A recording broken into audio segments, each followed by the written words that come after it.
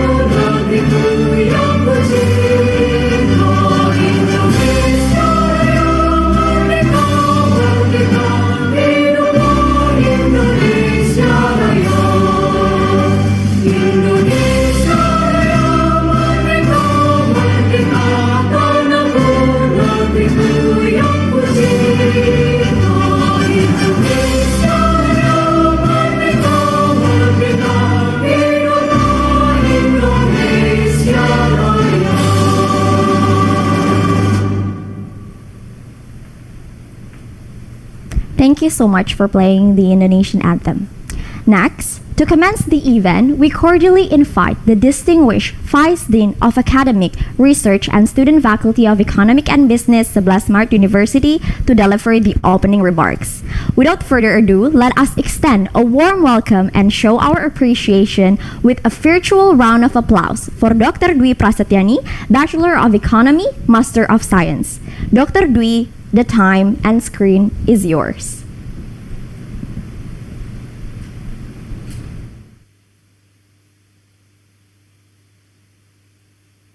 Bismillahirrahmanirrahim. Assalamualaikum warahmatullahi wabarakatuh. Good morning, Professor Dr. Sawal Hamid Ali from University Kebangsaan Malaysia, Mr. Meridian Alam PhD from University Brunei Darussalam, Insinyur Siti Aziza MBE, Deputy for Entrepreneurship at the Ministry of Cooperative and SMEs, Mr. Miftahur Ben Robani, CEO of Lindungi Hutan. Ladies and gentlemen, selamat pagi everyone. We say it as a warm greeting here in Indonesia. On behalf of the Faculty of Economic and Business UNS, it is a great pleasure to welcome you to attend this event.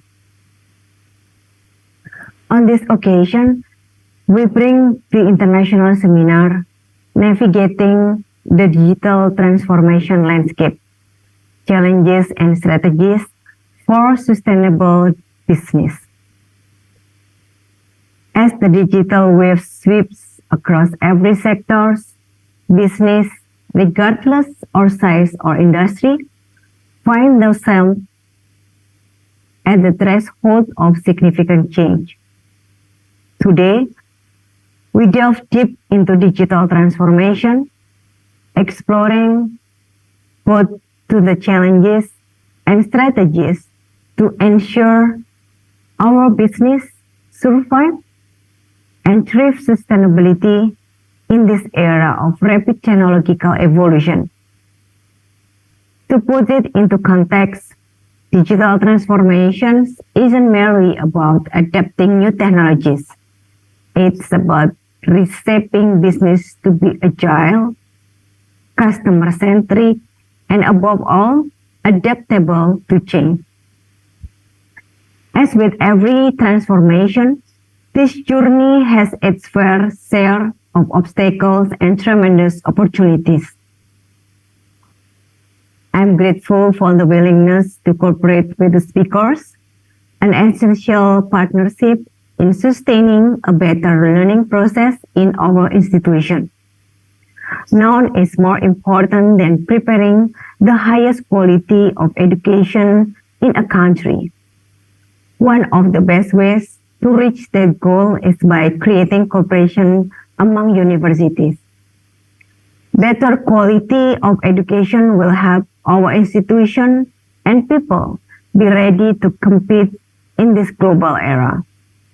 This collaboration will allow us to pursue a world-class university and become an international reference center for business, economics, and management knowledge. The Faculty of Economic and Business UNS has established the vision to be a nationally and internationally recognized school of economic and business. FEB UNS has also successfully held several prestigious international academic events, showing our willingness to make UNS globally more. Thank you once again to everyone who has contributed to the seminar. Safe travel to all, and I look forward to our paths crossing again in a future endeavors. Assalamualaikum warahmatullahi wabarakatuh. Thank you for the amazing opening remarks that sparks our ambition even more, Dr. Dwi Prasetyani. Finally, we're going to move on to the main event. Throughout the course of the next few hours, we will hear from renowned experts and thought leaders in the field who will share their experience and best practices with us. We invite you to open your minds and engage in meaningful discussion as we explore the opportunities and challenges of navigating the digital transformation landscape and its potential to transform the way we do business. So, without any further ado, let us begin this enlightening and inspiring journey towards a more sustainable future and move on with our moderator for today. Ladies and gentlemen, please allow me to introduce our moderator, Mr. Aji Cahya Nusantara, Bachelor of Economy, Master of Commerce Marketing PhD. His journey has taken him from the vibrant classroom of Indonesia to the picturesque landscape of Australia. His dedication led him to Curtin University, where he successfully attained a Doctor of Philosophy in Marketing and Tourism, with a research focus on tourism sharing economy. Furthermore, our guest holds a Master of Commerce with a distinction focusing on marketing and sustainable tourism with an in-depth research exploration into tourism development and policy in Indonesia. His love for academia brought him to become a lecturer on Faculty of Economy and Business, 11 Maret University. Without any further ado, let us welcome our amazing moderator with a round of virtual applause for Mr. Aji. The time and screen is yours.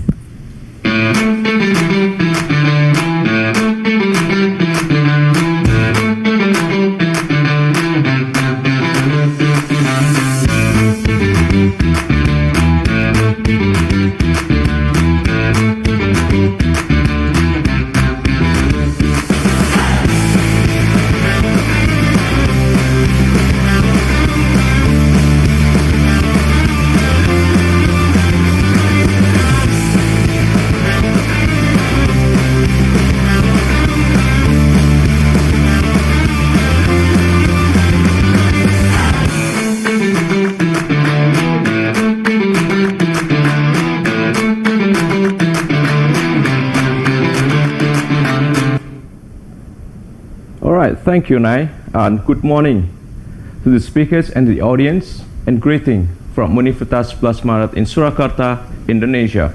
But before we start, let me introduce myself, which I will be acting as the moderator for today's seminar. My name is Ajay. I'm a teaching staff here at the Faculty of Economic and Business at the Universitas Sebelas Maret, and I would like to welcome you to this international event on navigating the digital transformation landscape, challenges, and strategy for sustainable business. I'm very delighted to see such a diverse and enthusiastic audience gather here today, representing different stakeholders, industry, background, and experience. In today's rapid evolving world, digital transformation drives innovations, economic growth, and job creation. The emerging digital transformation in the 21st century is significantly changing the business landscape. The fast-changing activities and expectation and new model of collaboration suggests it is time to review the current theoretical insight. They have the power to disrupt industry, challenge the status quo, and bring the positive changes. This seminar serves as a platform to explore and discuss the exciting opportunity and challenges that come with the business sustainable ecosystem. The call for sustainable business isn't just environmental or social responsibility, but it is a strategic priority. In an age where consumers are more informed and choose to align with the brand that reflect their values, sustainable business practices which yield tangible and intangible benefits. These are key aspects of sustainable business. First is environmental responsibility, which encompasses efficiently using resources, minimizing waste and emission, and adopting eco-friendly practice in operations. Second is social responsibility.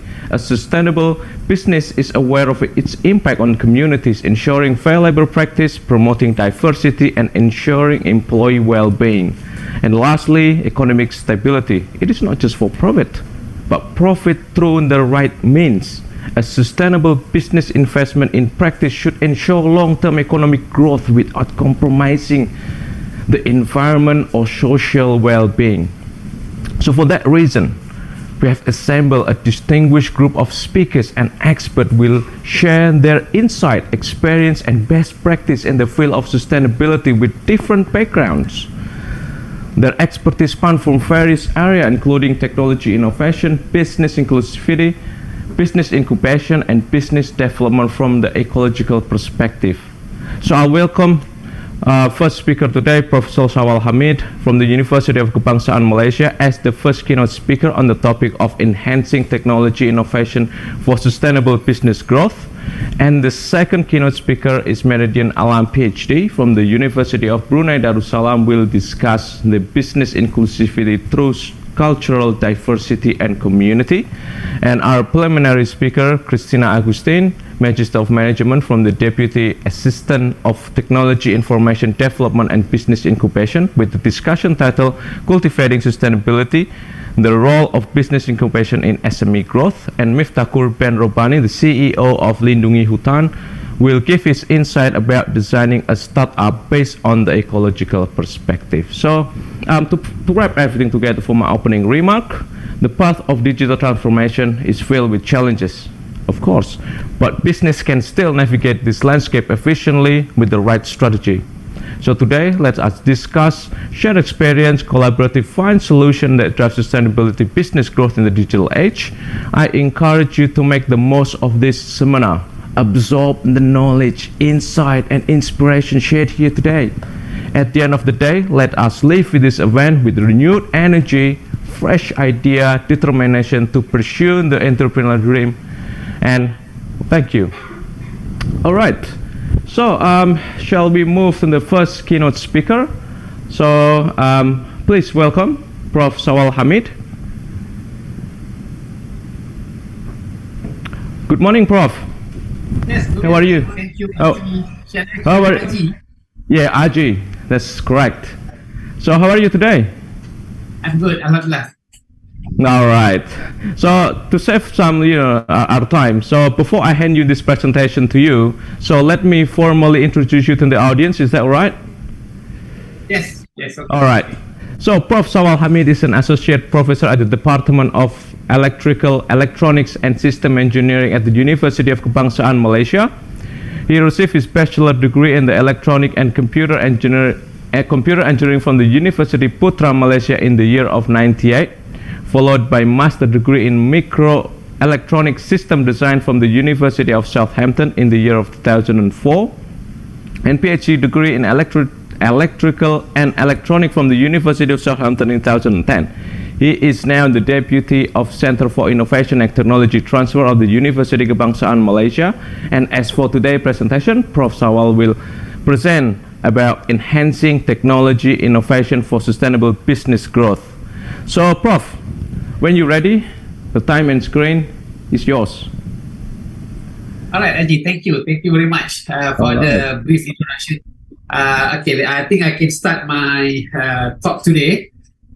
So my name is Sawal Hamid bin Muhammad Ali. I'm from the University Kebangsaan, Malaysia. And a very good morning and Assalamualaikum to everyone.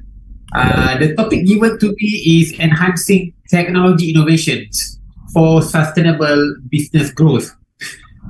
From this topic, I would like to highlight two important keywords. The first one is technology innovations, and the second keyword is sustainable business. All right. So I think these two keywords are very important, especially in today's world, because they are interrelated. If you want to make sure that your business is sustainable, okay, so we have to continuously innovate. And because we are living in the era of Industrial Revolution 4.0, we are talking about the innovations in terms of technology. Later on in this talk, I will try to share the reason why we have to keep innovate and we have to keep with the technological trend. All right.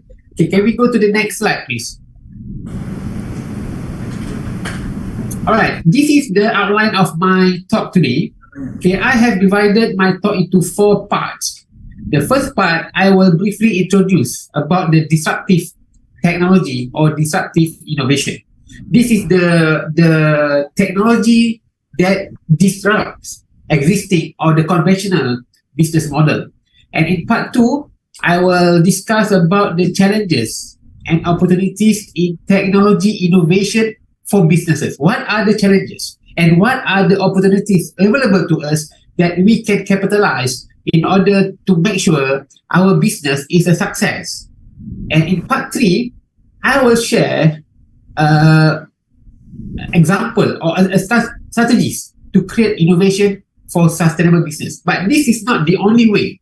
Okay, the strategies that I'm going to share later on is not the only way to make sure that our business is sustainable.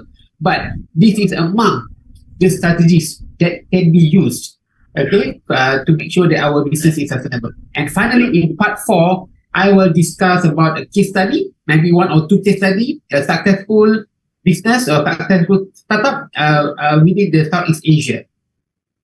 Okay, at the bottom of this slide, okay, I like to use this term or this phrase. Change is the only constant. All right. As we know, constant is something that do not change. Constant is not a variable.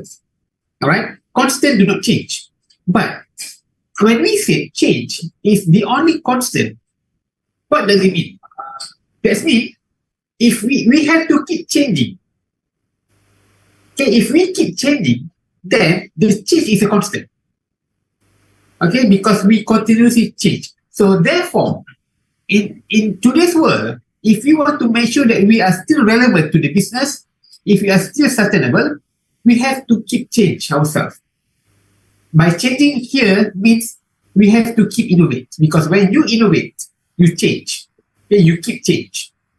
So this term, change is the only constant, is very simple word, but very meaningful in today's world. Next.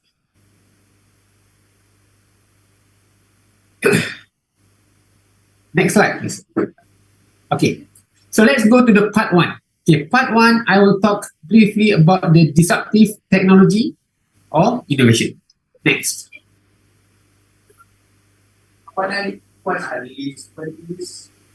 Next. All right.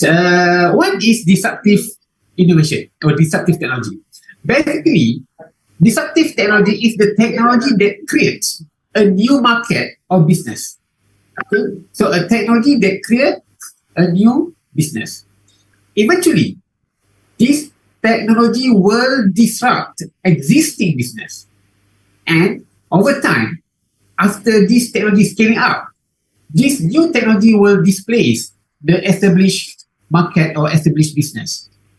On the right side of this slide, okay, I have divided into two columns. I believe most of us are full aware about all the companies listed in these columns. Okay, for example, on the left column, we have Blockbuster, Taxi, Barnes & Noble, Hotel, Tower Records. And on the right column, we have Netflix, Uber, Amazon, Airbnb, iTunes. All right. So as you can see that in these two columns, we have a conventional business model, the old business model, and we have this new disruptive business. Okay, Blockbuster was disrupted by Netflix, and now Blockbuster has been displaced totally. Okay, same goes to taxi. Now we have Uber, or we have Grab, or maybe in Indonesia you have Gojek. Yeah? Barnes & Noble, the way people read books, buy books. Okay, now we are using Amazon Kindle to download ebooks and so on. Hotel, now we have Airbnb, Tower Records, the physical CDs, the physical cassette player and so on. Now we have iTunes or Spotify. Okay, so this, all the business model, all the businesses on the right side, they have disrupted the conventional, the old business model on the left side, right? And some of these business on the left side, they are no longer available. They are no longer exist today. Okay, why? Why this business on the left side, for example, the Blockbuster, why can't Blockbuster sustain? The reason being, Blockbuster does not change. Okay, Blockbuster must, because Blockbuster failed to change, failed to adapt to the new technology paradigm. Okay, failed to change because they are very comfortable with their existing business, with their existing market, with their existing customers. So they do not change. Next. So I would like to quote Elon Musk. Elon Musk said, some people don't like change, but you need to embrace change if the alternative is disaster. For example, if you do not change and your business will go away, so you have to embrace change. You have to change. Okay, because the alternative is disaster if not. So in the case of this technology, some of these businesses, for example, the Blockbuster, let me quote again Blockbuster. Okay, if Blockbuster managed to change themselves, to adapt or to change, to follow the new technology trend, so they will not disappear. Okay, because they fail to change, then they are no longer exist in today's world. Next.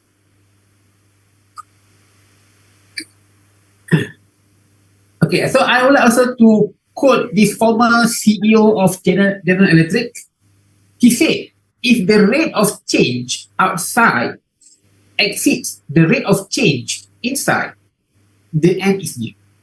So for example, in your business, if the rate of change outside your business exceeds the rate of change inside your company, the end is near. Okay, next.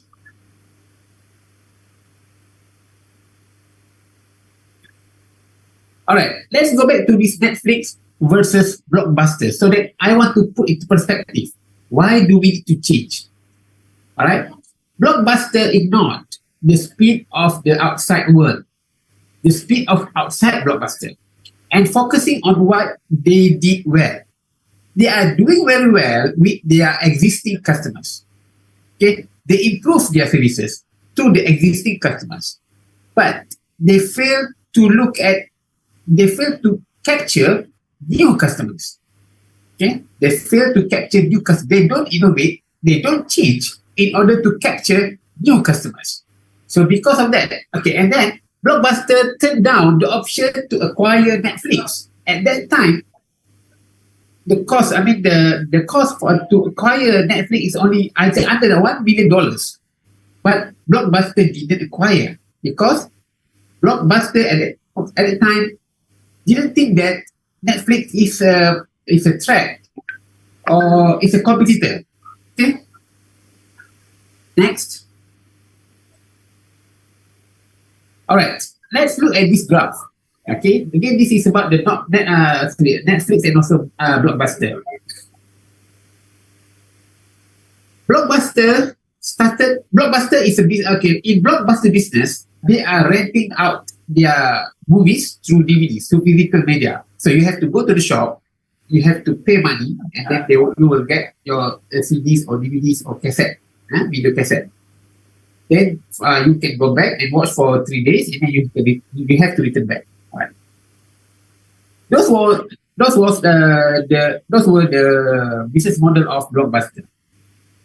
And Netflix. Sorry, can you go back to the graph? And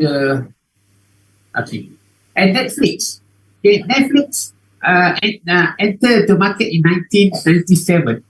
When Netflix first entered the market, they are doing mail order DVD. Okay, they are selling the DVD through mail. Okay, so they are doing this mail order DVD services. But then, when the digital streaming becoming available, Netflix changed.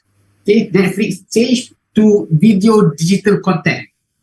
Okay, over the internet. So users or customers can stream all the movies from the server. Okay, from the internet.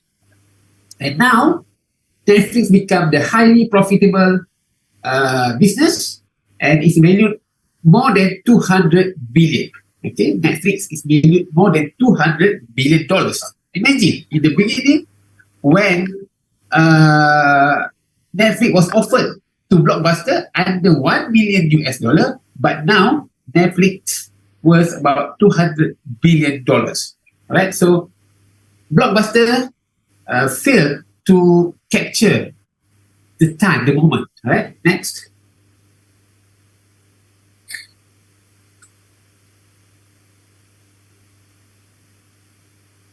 Okay, there are 4 elements of disruptive innovation. Okay, there are 4 elements or key components. Number 1 is technological enabler. Okay, so in order for you to disrupt, okay, existing business, you need to have technology that can able to disrupt the markets. For example, using artificial intelligence, you are using blockchain, cloud services, big data, all this technology. Okay, by utilizing this technology, you will be able to disrupt the market. Component number 2 is market need. You need to understand. You have to identify and understand the market needs. You have to address the unmet needs. There are some areas in the market that are not met. Okay, so we try to address these unmet needs or unmet segments or untapped segments, untapped market. The third one is business model innovation. So you have to create a new business model. This new business model leveraging the technological enabler, using the technology, and also serve the market, the new market, the market needs.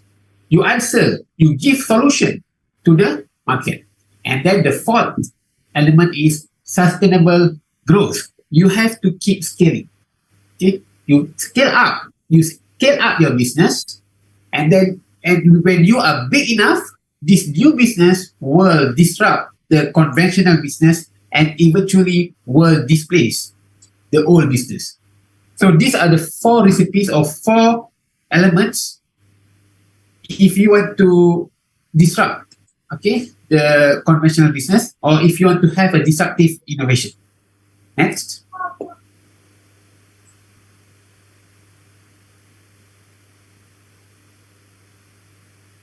Wow. Okay.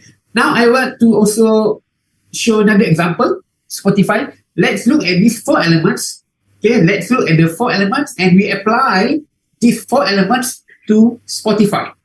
Okay, let's look at the technological enabler of Spotify.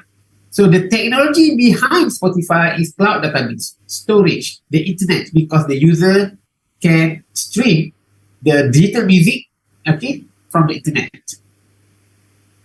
Number 2, the market needs. The element number 2, market needs. So who are the market? Who are the customers? Okay. So there are people that do not want to carry the physical media. Okay, there are people that do not want to carry the physical CDs, for example. Right? So they want to stream, they don't want to carry anything.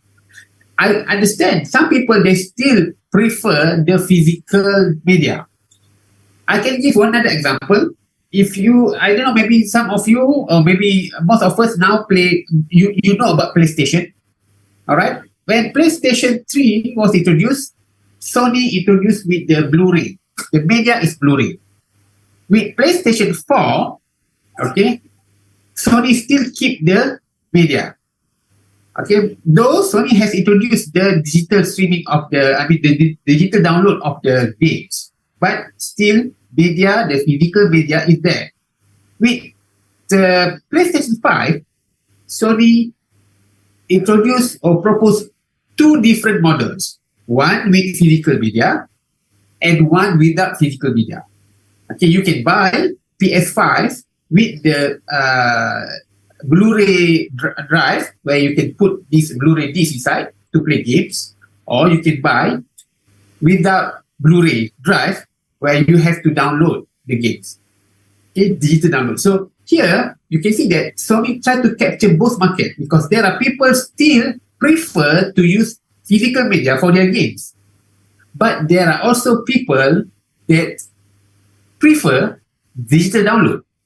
All right. So this is the market needs. So you have to address these new market needs. Number 3, business model innovation. In case of Spotify, okay, what are the models introduced by Spotify? The business models. Okay, digital subscription. The user need to subscribe. Personalized services. For example, Spotify will personalize the music based on your behavior, based on your interest. These are the models, the business model introduced by Spotify. And the 4th component is the sustainable growth. Okay, in order to sustain, Spotify need to increase their catalog of music. All right, they have to scale up.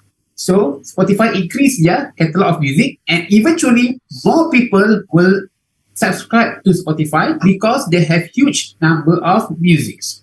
So you will increase the user base. And when Spotify become big, people no longer use CDs. So now the CD, the physical media, like the Walkman or the Discman, has been disrupted, has been displaced.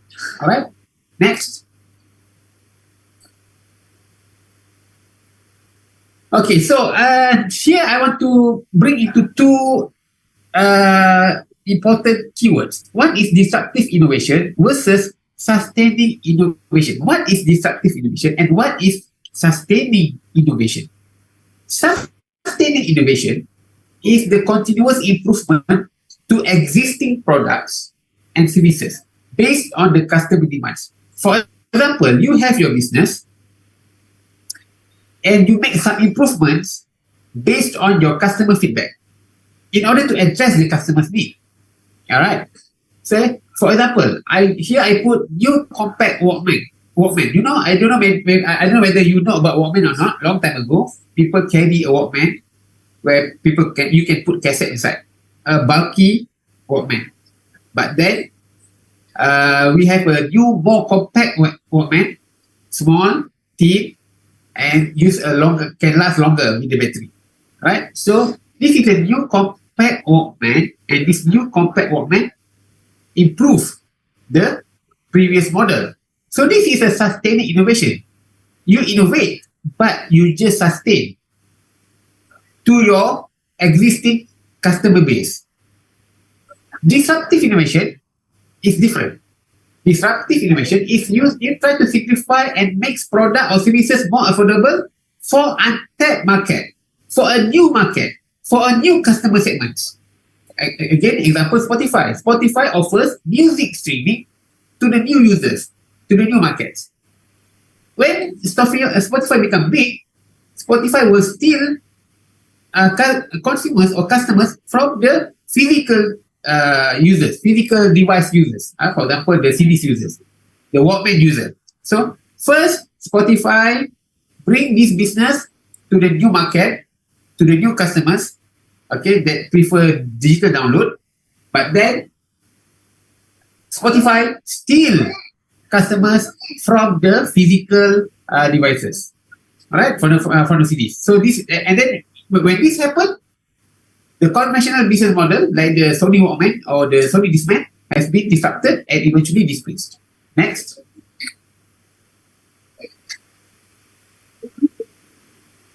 Okay, so now we are in part 2.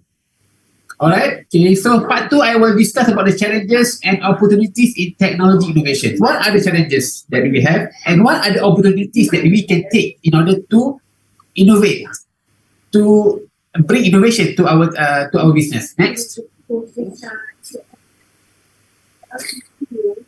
Okay, so these are 6 points or challenges of innovation for business. Number 1 is initial cost. When you want to venture into new technology, new innovation for your business, you have to invest. So the initial cost, the initial investment is huge. Okay, you have to invest huge. But this is only for initial investment. Later on, the benefit is better. The benefit is more, okay, over a long run. Number 2, integration with the existing infrastructure. So this is also a challenge. For example, if you have a business with existing framework, existing platform, existing infrastructure, if you want to bring in digital transformation to your existing business, you have to integrate. So this is a challenge because sometimes not all your components or not all your platforms compatible with the new digital transformation. So you have to make some changes. Number 3, regulatory compliance. Okay, there are so many compliance, there are so many regulations that you have to comply. Okay, for example, the environmental regulations. For example, the digital privacy regulations, you have to comply. Right? So this is also a challenge. Number 4, limited awareness and education.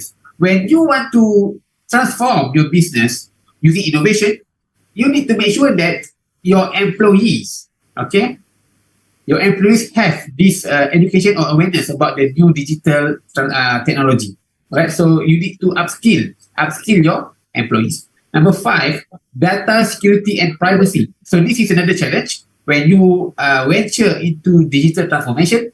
When you use data analytics, you use big data. So data security and privacy will be an issue. Okay, this is something that you have to bear in mind. And number 6 is the standards, lack of standardization.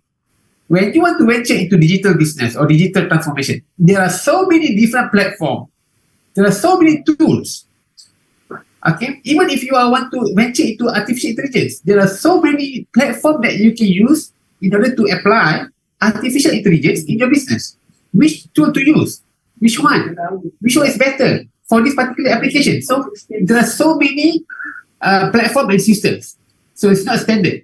So this is also a challenge if you want to bring innovation to your business.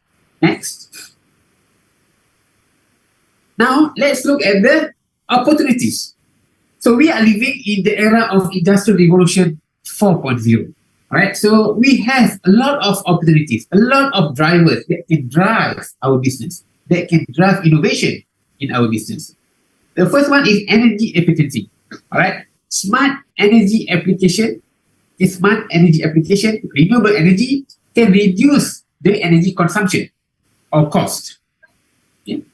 Then, circular economy. By doing recycling innovation, bringing recycling innovation to your business, you can minimize the waste. You can minimize the waste and also promote resource efficiency. So you can better use of your resources because you are using this circular economy. Smart technology. Using IoT, smart system can enhance your operation efficiency in your business. Collaborative. You can use platforms that facilitate collaboration. For example, how you discuss among your employees. You can use Google Workspace, or there are so many other platforms for you to work in a collaboratively. Big data, okay? Analysis on big data helps you to track and report for continuous improvement. You will understand what is your customer behavior, which one your customer prefers, and so on. So this is the technology that you can use in order to improve the customer experience. And then blockchain. Blockchain is another technology that you can use that can provide transparency in supply chain and business transaction. Okay, this will improve your security and reduce the cost because you will cut the middleman. Next. Now let's go to the part 3. Okay, part 3, I will try to share some strategies to create innovation for sustainable business. Most organizations do not lack strategy, right? I can say that everyone has strategy. We have strategy. But the problem is the execution, the ability to execute the strategy. So this is the problem. Next. Okay, so these are the strategies that I have defined. These are the strategies that we can try to adapt in order to bring innovation or to create innovation in our business. The first one is to understand the problem. We have to define the market through customer needs. We have to understand their real needs. Okay, a customer has a need and seeking a solution. This solution should serve the needs of the customers. We have to try to understand what they are trying to get done. For example, people want to buy entertainment, not a TV. We might think that customers go to the shop, they want to buy TV. No, actually they want to buy entertainment. TV is just a device that can give the entertainment. But the customer need is entertainment. If you can provide the entertainment in any sort of form, not necessarily through TV, that would be good as well. For example, there are people that don't use TV anymore. With the laptops or with the computers, where you can continuously stream all the movies and so on, you don't need TV. But still, you answer the need of the customer by providing the entertainment. Business want their goods transported. If I own a business, I want to transport my goods. I don't need freight train, but freight train can transport the goods. But my need is to transport the goods. That is my need. So you have to tackle that need. People want to move from A to B, not a car. My need is to go out from my house to my office. That is my need. Do I need a car? Not necessarily. I can also go from A to B using taxi or train and other mode of transportation. So you need to understand the need, the customer needs. Then you answer that needs. If you are able to answer that needs, so you have created a new business for that particular segment. So people purchase things to get their job done, and they will buy from you if you satisfy this need. For example, if I want entertainment, I will buy TV to serve my need, because that TV will provide entertainment to me. Or if you sell another product that serves the need for me to have entertainment, I will buy. Right? So that's how you we try to put this into perspective, where we try to understand the need of the customer. What are the needs? Okay, sometimes we fail to capture the need of the market. Next. Next is iteration. Innovation, when you create innovation needs to be tested and iterated. You will not get the innovation done in one time. You have to repeat again and again and again and again. There will be failures. Okay? It took Thomas Edison more than 1,000 tries to make the light bulb work. It took Google founders 350 pitches to investors before they got funded. In our case, sometimes when we pitch our technology or our innovation, when we fail to get investors in 1 or 2 times, then we stop. This is our problem. Look at Google. How they managed to pitch 350 times until they get investors. Right? So you have to keep iterating. Next. This is also another strategy. Part of the strategies to create the innovation. We have to deal with high failure rates. We have to understand, we have to accept the fact that not all innovations will survive. Around 90% of all innovations do not survive the first few years. We have to accept the fact that most innovation ideas flop. So we have to work on the cost of failure and how to increase the success rate. When we try to create an innovation, okay, we need to understand, we need to think, and what is the cost of failure? We have to minimize the cost of failure and increase the success rate. But we need to accept the fact that that innovation will never, not necessarily will be a success. Focus on some of the key reasons why innovations fail. I don't know, maybe you cannot see clearly on the picture on the right side. Okay, there are top 20 reasons for startups to fail. Number 1 is no market need. 42% startups fail because no market need. Because the startups fail to capture the market. Sometimes we create a startup, but there is no market. We don't do enough market study. We don't do enough investigation on what the real need of the customer. 29% ran out of cash. 23% not the right team. This is another important point. You need to have a right team in your company. Right? So, and then execute well, but need to know how to stop when the thing doesn't work. This is also very important. We execute our plan for the innovation, but we need to know how to stop when the thing doesn't work, because the more you realize that the thing doesn't work and you stop earlier, so you can minimize the cost of failure. Next. And finally, this is the innovation framework. So this is the innovation framework. Here I define 4 steps actually. The first one is to set up your initiative. Okay, you have to define your business direction. Okay, you have to search. You have to search the opportunity space. Okay, and then you have to find the team. You have to find your team. This is the setup of your initiative. Then the second part is the solution, the problem solution. You have to understand the customer needs.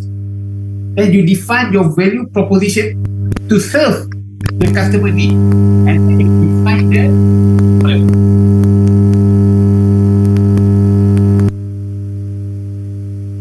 Okay, then you define the business model that will produce the value proposition.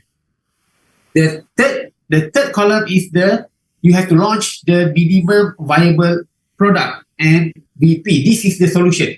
So because number two, you identify the problem, okay, and what are the solutions needed. And number three, you produce the solution through MVP, minimum viable product. And finally, the stage 4 is to build and scale. This is where you build your product and you scale up your product. Okay, remember that MVP is a basic product for you to test to the customer. But stage 4, where you build the actual product, the full scale product, okay, this is where you will grow and you will scale up your business. So these are the innovation framework. All right, next. So now we have reached to our last part, which is part 4, case study. So I will show about 2 examples. One is Grab. Grab is one of a successful business from Southeast Asia. Next. All right, so Grab started as a business, as a taxi, on-demand taxi services. Okay, Grab started as on-demand taxi service. All right, I believe started in Malaysia. All right, they were known as Grab Taxi, and then they expand the business because they have to keep innovating. They have to change. They have to expand. They have to diversify. If they keep staying at one particular segment, they cannot sustain. Right, so then Grab venture into different type of businesses, including food delivery, grocery shopping, logistic delivery, on-demand video platform, hotel booking, ticket purchasing, financial services, and so on. We have GrabPay now. Right, so Grab has ventured into different kind of businesses. Okay, so we call it Grab has a super app that can do a lot of things. This is one example. Another example, next. Another example is Shopee. Shopee is an e-commerce platform. Okay, this is an example on how digital transformation that can increase or can improve on the e-commerce solution. All right, so Shopee has few distinctive features. Number one is the back navigation. Okay, so customers like to use the back navigation in the Shopee app. Comparison of products. Shopee has this feature where you can compare products side by side. There's a feature of recently viewed products and also where you left off feature. So these are top 4 features where the customer needs. Okay, so when we run a survey, so these are the 4 features why people prefer Shopee. Next. So this will be my last slide before I end my presentation. Next.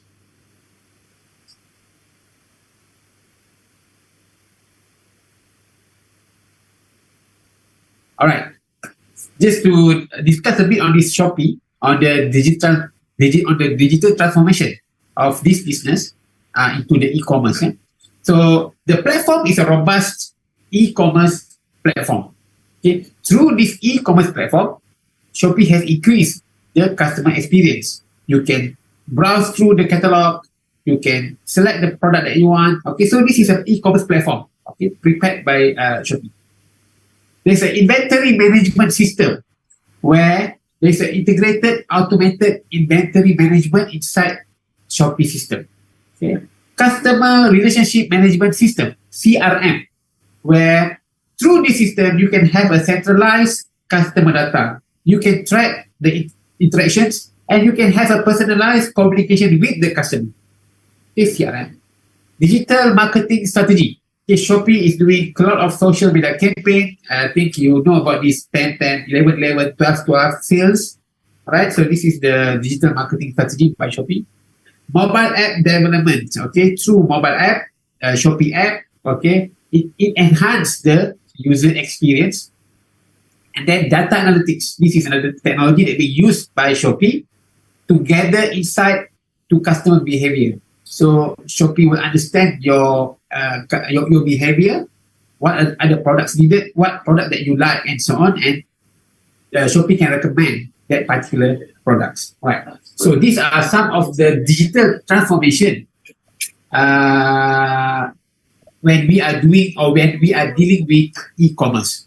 I believe this is my last slide. Okay, we have covered all 4 parts in this talk. All right. I think I will pass back to the moderator if we have any questions, and I will try to answer my best. And then we can also share knowledge among us. We can exchange ideas and knowledge, okay, in order for us to understand more this new business landscape, especially when we talk about this technological innovation. All right. Again, thank you very much for listening. I will to the moderator. All right. Thank you so much, Prof. It was very interesting discussion that you share with us, particularly when you discuss about, if a business want to survive or want to sustain, so we have to innovate, and we meet with the recent technology culture. So basically, it is safe to say that if a business did not innovate, the new business with the technology will eliminate you. So as you said earlier, that Airbnb is one of the hottest topic that they disturb the existing traditional accommodation. There's also my PhD, Prof. All right. All right. Is there any questions from the audience?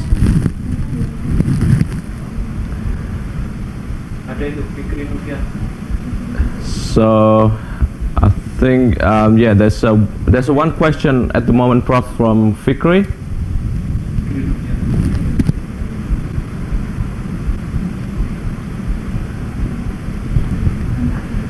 So we just wait for a bit for the questions.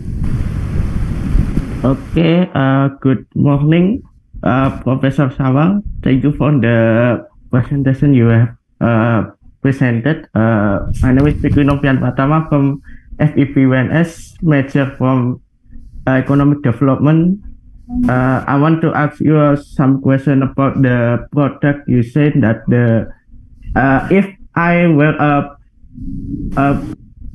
development a product, who will you choose, Professor? Maintain the future product or development a new product to sustain the business I have to maintain? What will you choose? Thank you. Thank you for the question. Okay, I think, in my opinion, you have to do both. You have your existing product. All right. You have your existing product. You also need to improve. You also need to innovate on your existing product. This is what I meant just now by sustainable innovation. Sustaining the innovation. All right. And then you need to also, in your business, for example, you need a team or people that venture into the new innovative products or new innovative technologies, which is outside from your conventional business. So, for example, in your business, right, let's say you are working, you are serving the need of your existing customer or user base. But now, you want to find a new disruptive innovation that can serve a new customers, new segments altogether, different from your existing customers, right? So now this new team in your business will work on this new innovation, totally separate from your existing business. So these people, this group of people will think, will find out, will look for the new customer needs and create the innovation, a new thing. And once this new innovation has been established, when you have reached to the minimum viable product, and also you have reached to build the product, then this become your business. This become your business. And then next, you also need to think of another new innovation that for the future. I mean, I think you can. I think you understand what I'm trying to say. You have to innovate your current business, but at the same time, you need to have team to think or to identify a new innovation, a new disruptive innovation that you can tackle for a new market or new customer needs. All right, Fikri, are you clear with the answer, or do you want another feedback from yourself? I think that's enough. Thank you for the answer, Professor. Okay. All right, thank you. All right. Thank you so much, Prof. There's also another two questions here. The second question is from Priscilla. Yeah. If you could on mic and speak directly to Prof. Sawal, that would be great.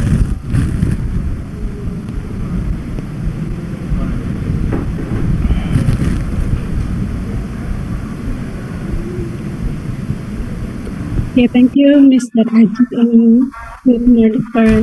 Sawal. I have some curiosity, like new technologies often give rise to social tensions and threaten All right. the existing socio-economic order. Like in Indonesia, Gojek and others, maybe at the beginning of their appearance, they changed the existing public transportation pattern. So as a new businesses that will adopt a new technology, is there any approach that can minimize that threat? Thank you. Minimize the what? Minimize the threat of the social tensions, maybe. Minimize the tension. I think what she said here is to minimize the threat of the existing Oh, the business. threat. The threat. Okay. Yes, I think when we talk about this new innovation or new technology, yes, I agree with you.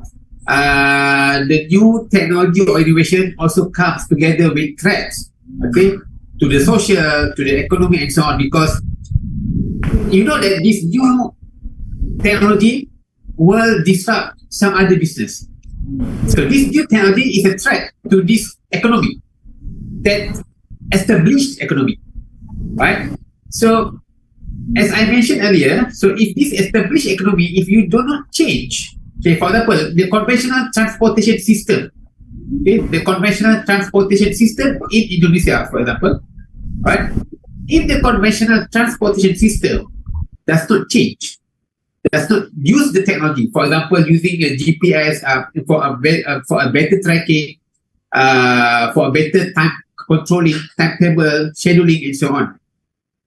Proper management using technology to give a better experience to the customer, so that these people will have options. I can go with the e-hailing services like Gojek, but at the same time, I can also use the public transportation, the conventional public, because the conventional public transportation has also some kind of technologies that can also serve my need.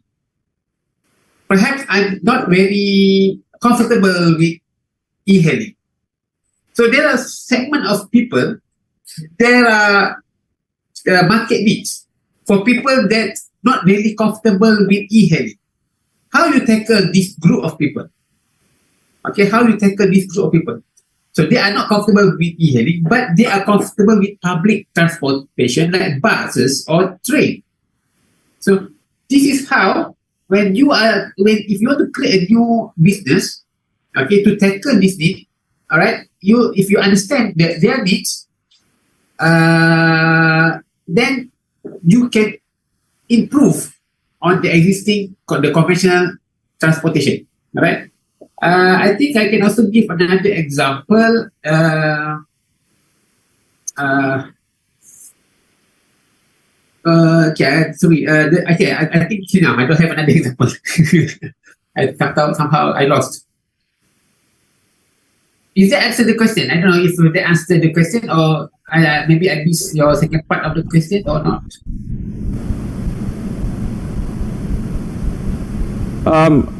Yeah, for the example, I think I can add another example here with the Airbnb particularly, because when the emergence of the Airbnb into the market, they really disturb the traditional market, and how they kind of panicking with the with the new technology, with the new sharing economy, and etc.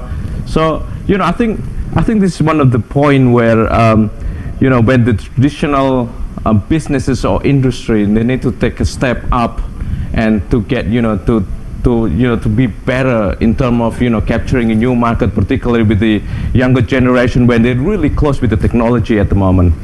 So yeah, I think that's this is just one of the example here that I just came across in my mind. Yeah, I think if I go back to the example of transportation, as I said in my talk, okay, the need is I want a transportation from A to B. When I go out from my house, I want to go to my office. Yeah, I agree. I need car for that. Maybe I don't need car.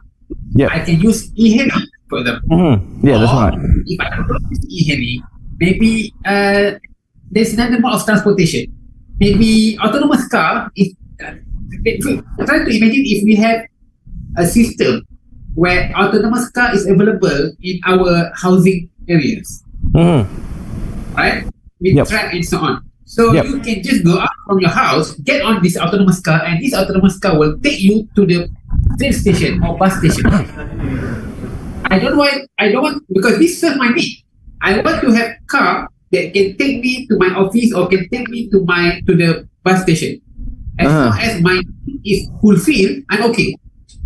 So I will not buy a car. I will not go with the e-hailing. I will get this autonomous car to take me to the station. Maybe that's one of the innovation that we can think of, one of business that we can try on. Yeah, exactly. All right. So any feedback from the audience about your questions, Priscilla? I think. All right, Prof. I think we can take one more question. Is that all right? Yes, sure, no problem. Okay. Yeah. So we have one more question from Azinuddin. So if you could be on screen and ask question directly to Prof. Hamid, that would be I think that would be great. Okay, thank you for the opportunity. Thank you for the amazing presentation, Prof. Sawang. So I have a question follow up to your presentation. What do you think about the AI technology in academic journey or in business journey? So is it a threat or is it a challenge for us? Because in the same case, we are as a human really suffer from the AI development, but in other hand, it maybe makes us lazy or don't push to think more creativity. So what do you think about the AI development in this era? Thank you, Prof. All right. Okay. If you ask me, AI technology, is this technology good to us or bad to us? All right. I can say both of them. Okay. But in this case, you have to weigh out. You have to weigh which one is heavier, the benefit or the bad things. All right. So definitely, AI will give a lot of benefits. It helps us a lot. It helps us to run our operation easily. It helps us to analyze the data. It helps us to understand the pattern and so on. And it can also help us to make some decision, some informed decision, right? Where previously, for informed decision, perhaps the managers, the boss will do, but with the help of AI, if AI can support in giving the informed decision, you decide based on whatever recommendations given by the AI system. But you do not let everything to the AI. You don't leave everything to AI. Use AI as a support for you. All right? In this way, you will be able to give a better decision or better solution compared to those people who just using AI but do nothing. As you said that perhaps people who use AI, they will be lazy, right? They will be lazy. They just rely on AI to answer all questions. But if you think about it, if you have two group of people, one side use AI solely without any analysis, without any thinking, just use the output from AI, and another group of people using AI plus their own thinking, plus their own analysis, right? Because they just use AI as a support, but they are the ones who think and come up with the solution. Which one is better? Which one will produce a better solution? I believe that this group of people who use AI as a support, use AI as a tool to make a decision, compared to the group of people who just use AI and do nothing, right? So I think in short, to answer your question, AI will give a lot of benefits, number one. Number two, you cannot run from this technology. Again, as I mentioned earlier, this is where the world is going. All right? If you don't embrace this technology, if you don't embrace this change, you will be left behind. That will happen. Yes. Did it answer your question? Azinuddin, is the answer is happy with the answer, or do you still going to provide some feedback? Okay, thank you for the answer, Saval.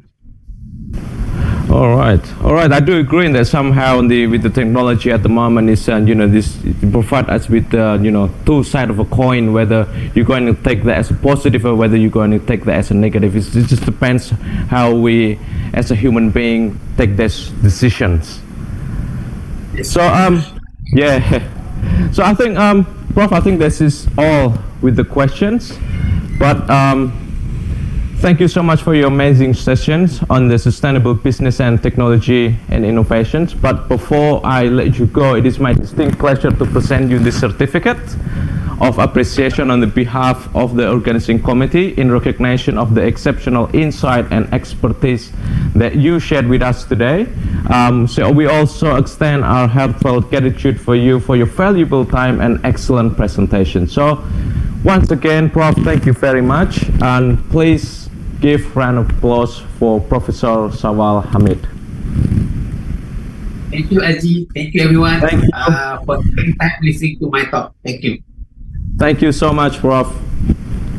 Thank you. Thank you. All right. So we just had our first keynote speaker there, and now we are ready to move on to our second keynote speaker. So please welcome Dr. Meridian Alam.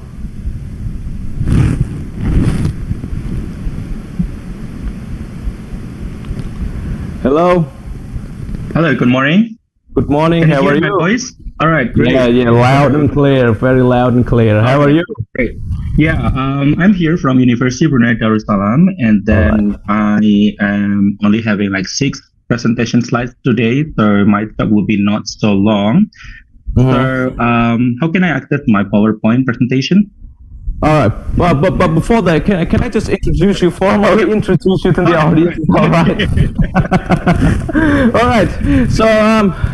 So he's an assistant professor in the sociology at the Faculty of Arts and Social Science of University of Brunei Darussalam. His PhD dissertation was on When Environment is Arts, Youth Environmentalism. Received a research higher degree award or distinction from the University of Newcastle in Australia, and he is now a lecturer in sociology and anthropology at the University of Brunei Darussalam.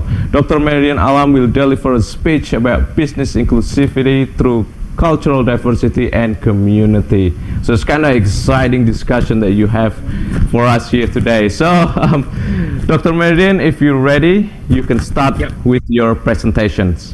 All right, thank you so much, Aji. So now I'm jumping to my presentation. And all right, so my name is Meridian Alam. So my background is in sociology and anthropology. And I did my master's in mental health at Anglia Ruskin University, UK. And also I earned Master of Philosophy in Culture, Environment, and Sustainability. So my today's presentation is all about the social nuances of the business and how the inclusivity shapes the business And if we talk about the business, it's not necessarily about the money, accounting, and so on. So if you got a question in relation to the accounting, money management, and also, for example, business acumen system, I would like to skip that question. All right.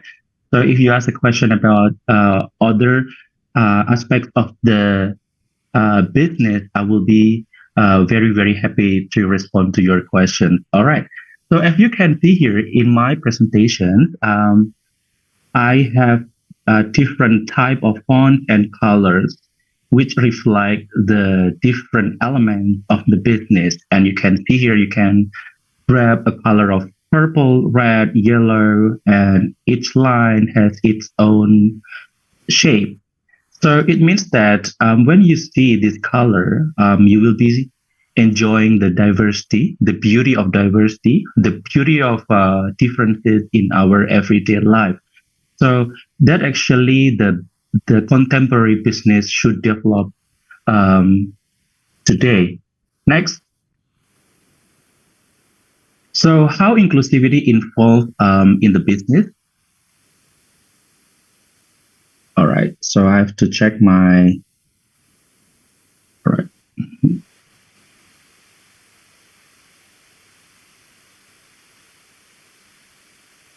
Hang on for a while. All right, so here we are talking about the inclusivity involved in the business. So if we examine in the pyramid of the purchasing rate of the global populations, the majority of our global residents, 53.2%, have much lower purchasing rate compared to the on the top pyramid, which is 1.2, and then they are billionaire.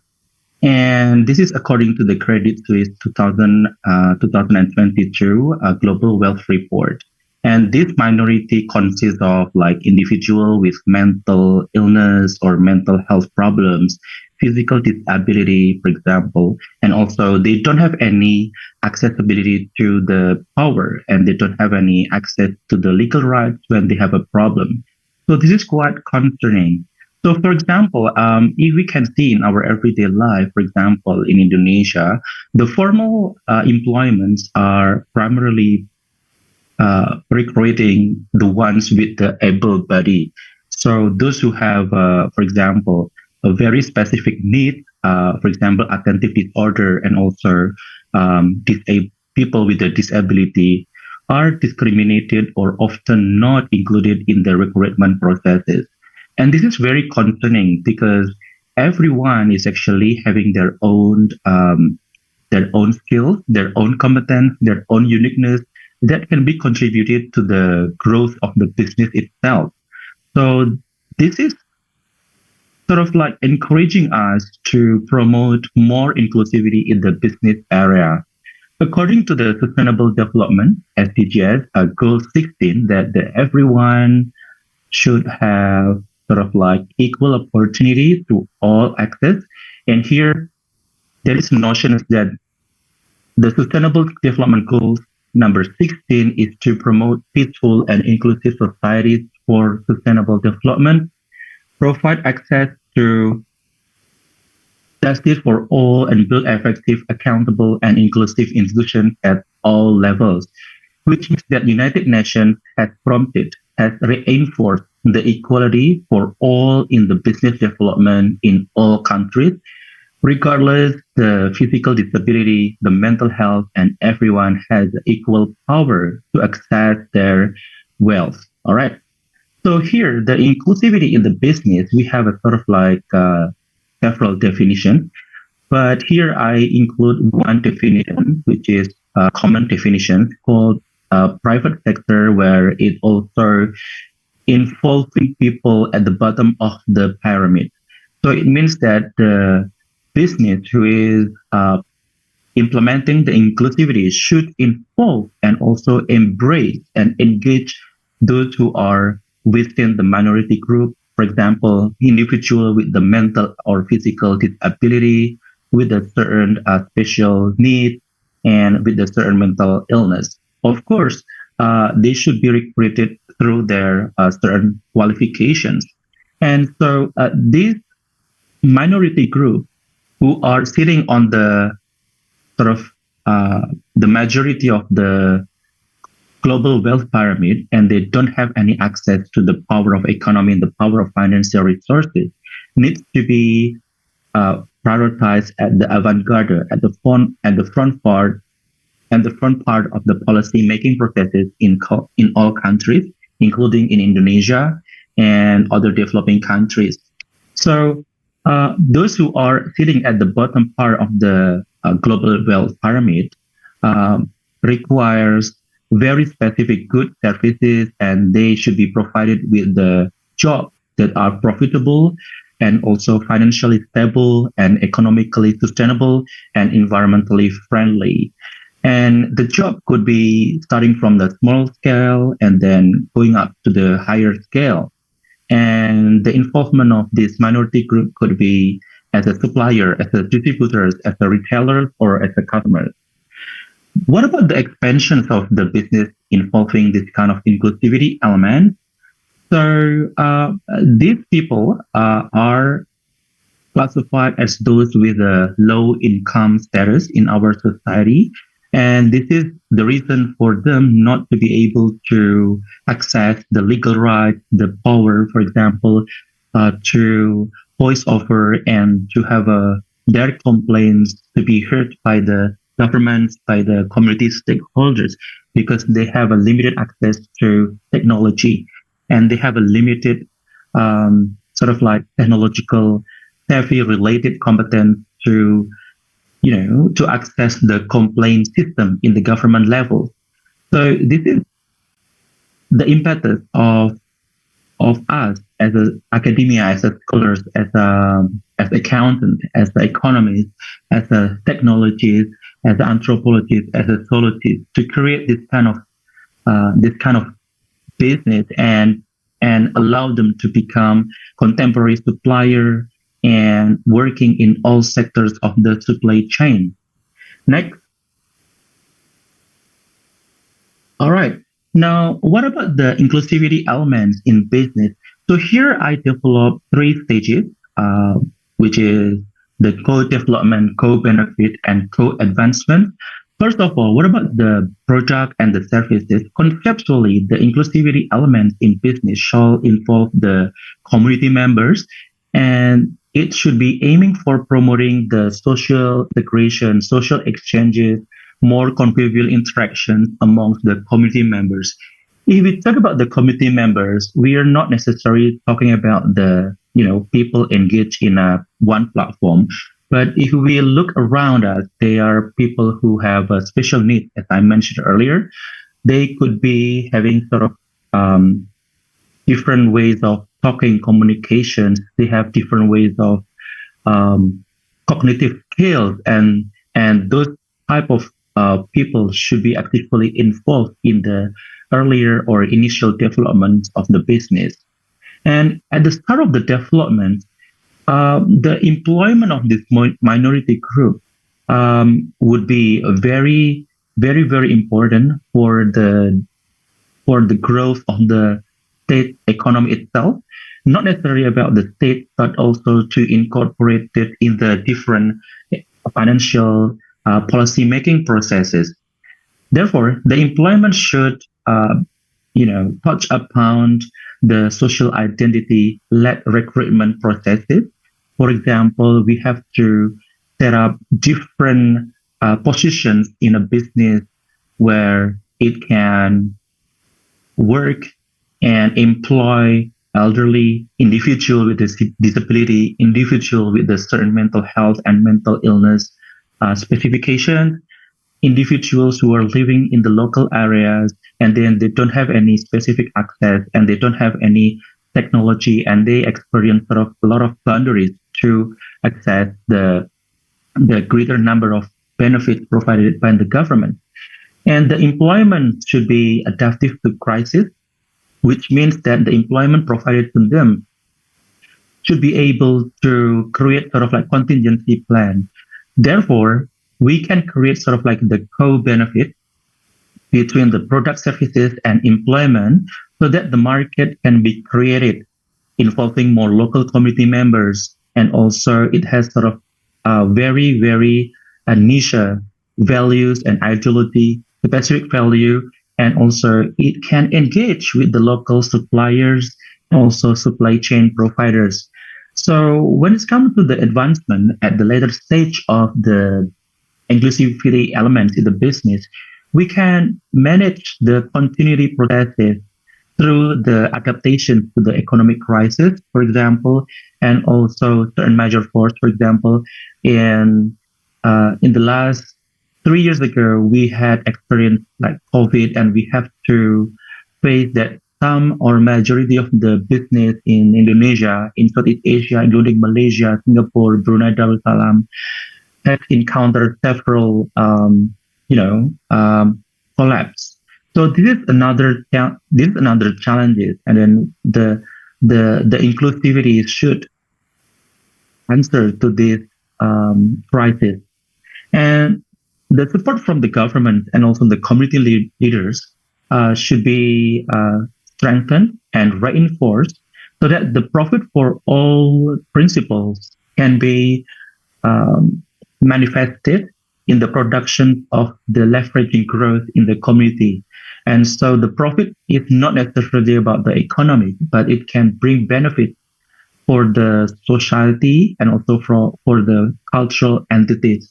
So when we talk about the business, there are three main principles that we have to pay attention to. It's people, power, and planet, right?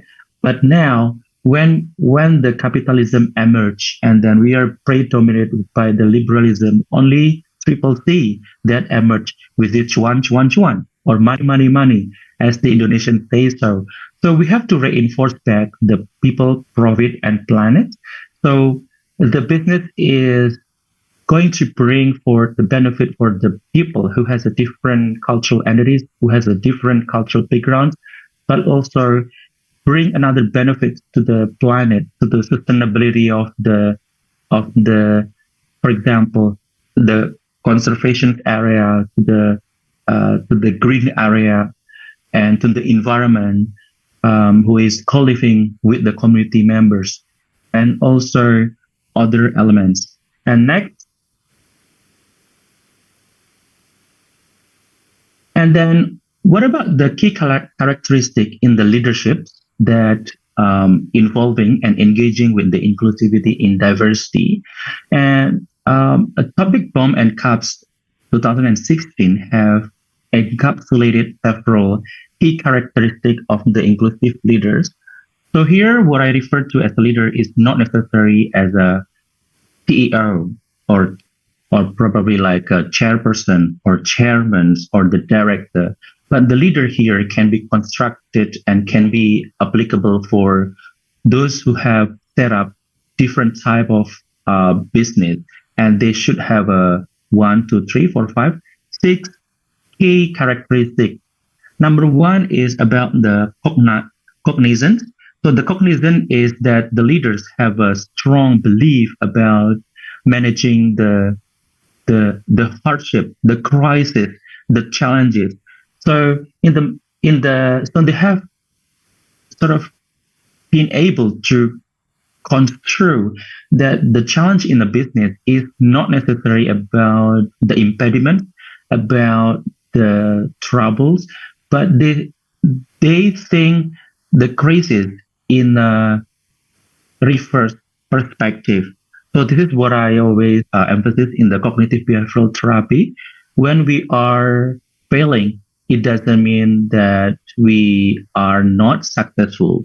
So when we are failing, actually, we have embraced our experience of setting up our business, and that's the moment for us to take a break for a while before continuing and sustaining and developing new innovations. So when we fail, it means there is a great momentum for us to reflect, to take a break for a while, and to evaluate what was going on with the crisis that has impacted our business. Number two is curiosity. So here means that the leaders should be inquisitive enough to grab different opportunities, different challenges, different chances in their society. For example, there is a problem around the community. For example, right now we have seen a lot of cases where the mental health becomes prevalent in Southeast Asia, and I have developed one business involving a Master of Counseling graduates, so they can develop a business where uh, they can set up like a counseling services or counseling booth in a for example in an exhibition, and then every single visitor can pay them, for example, $10 to have a chit chat with this young counselor for about 60 minutes. All right. So if they want to be referred to the local medical doctor or to psychiatrist, they can pay more. And then these counselors are also providing them this several sort of cognitive behavioral therapy, and also sort of like extra services, like for example, head massage for these customers with the extra cost. All right. So this is actually an opportunity that can be taken by those who are with non-economy or accounting background. And then number 3 is about the cultural intelligence. So inclusive business should have a cultural sensitivity. And for example, here, I have been working in the last 6 years with 16 nationalities, and my colleagues are from United States, Denmark, and we have also people who are from Norway, and also Northern European countries, from the British, from Britain, and also from Malaysia, which each of them has different ways of communications and different ways of telling the truth, different ways of sharing their ideas, different ways of like communicating their thought. So a leader should have sort of like cultural sensitivity, and to embrace that the diversity as a rich potentials rather than a threat. And then how this kind of leader can unify and to combine different thought and opinion from those who are from different cultural backgrounds. And then the next one is the collaboration. And also the collaboration, it means that these leaders allow other people to mingle, to share their ideas, to strengthen the corporate goals, and also the mutual benefits, and also the mutual sort of spirit of a corporation. The next one is the commitment, and the last but not least is a courage, which means that the leaders should have a strong ability to encourage, to motivate, to stimulate, and to entice their employees to move forward. And these leaders should see that each of the cultural competence is not a threat, but rather than as an asset for the organization. So this is why University of Brunei Darussalam is very proud of the diversity, inclusivity of the professors here, where 60% of our teaching and also academic staff are from different corners of the world. Anyway, so on the left side of this graph is a data demonstrated by the PricewaterhouseCoopers between 2006 to 2022. And this is how the PricewaterhouseCoopers has implemented the inclusivity in the leadership. And it has a very rapid positive effect on its growth from 2006 and 2022. The rapid growth started from 2.21% to 50.3% in 2022. Next. Here, this is a small mid-sized, medium entrepreneurs in Jakarta, where the inclusivity is shown and practiced in their business acumen.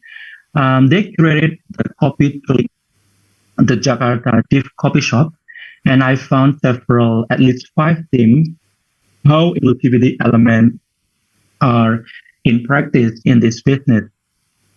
In this Kopi Tuli, these coffee shops is not necessarily selling coffee, but also they are promoting social and cultural engagement by involving 15 schools in Jakarta, and then they have set up like monthly classes for local schools, primary school children, primary school schoolers, and secondary and tertiary schoolers in Jakarta to learn sign language with the owners. And every single week, they organize sort of like weekly skill upgrading workshop for surveying and coffee making, and how the div who is employed in this coffee shop can work and engage with the customer, and then they can set up like convivial communication with the guest. Number 3, I've also found that this coffee shop also engage the public through the inspiring employment. And then because of all of the employees in the coffee shop are the deaf, and it is also allowing public to understand and comprehend and to be able to understand about the awareness of the equal rights and independence, which has been enshrined by United Nations in its Sustainable Development Goals number 16. In its design, this Kopi Tuli, the Jakarta Chief Coffee Shop, also incorporate the vintage interior design of the Jakarta Old Transport. Instead of enjoying the convivial interaction and then the friendly, talk with the barista and also other guests, the customer can also enjoy the historical milestone of Jakarta, where the Petwa, and also the river view of Jakarta are also presented as the interior design of this coffee shop. And the 5th theme I found out is that this coffee shop has been able to bridge a gap of interactivity. So in our everyday life, in most cases, people with a certain disability and people with a normal physical body experience and face like communication gap, and because they don't understand their own language one another. So this coffee shop has been practicing as an experimental laboratory to manage and to allow the public to learn about the stigmatizations and also the stereotype of the deaf, where in the past we know that the deaf cannot talk or cannot start a chat with us. But through this coffee shop, there is an interaction established by the deaf and also the hearing people. All right, let's have a look and watch the video, the footage of the Kopi Tuli.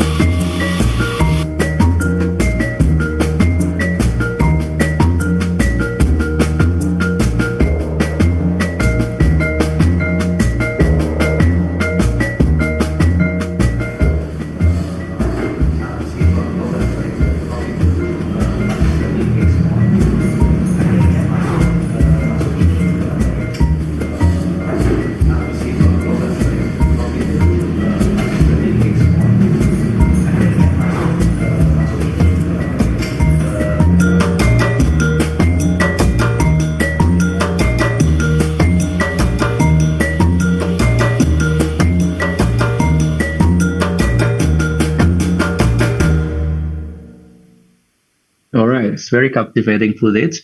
So over there, we can learn how the civicness of the civicness in the Kopi Chile has been reinforced and engaged. Here, I refer to as civicness because there is a pair of convivial or friendly interaction and the interactions between the guest or the customer and also the barista is a very borderless and seamless, even though they have a different communication skill. And next, we are going to watch the Uma Oma.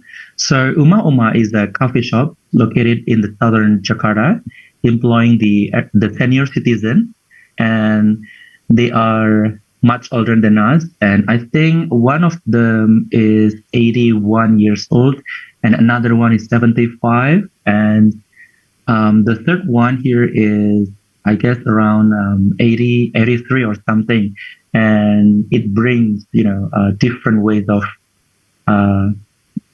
memories for the guests and also the customers.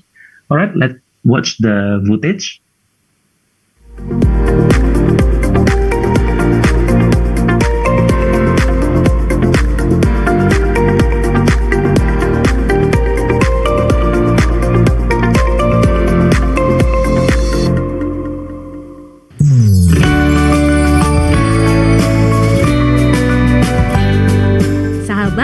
Buat kamu yang lagi kangen sama neneknya nih, tempat satu ini mungkin bisa jadi obatnya.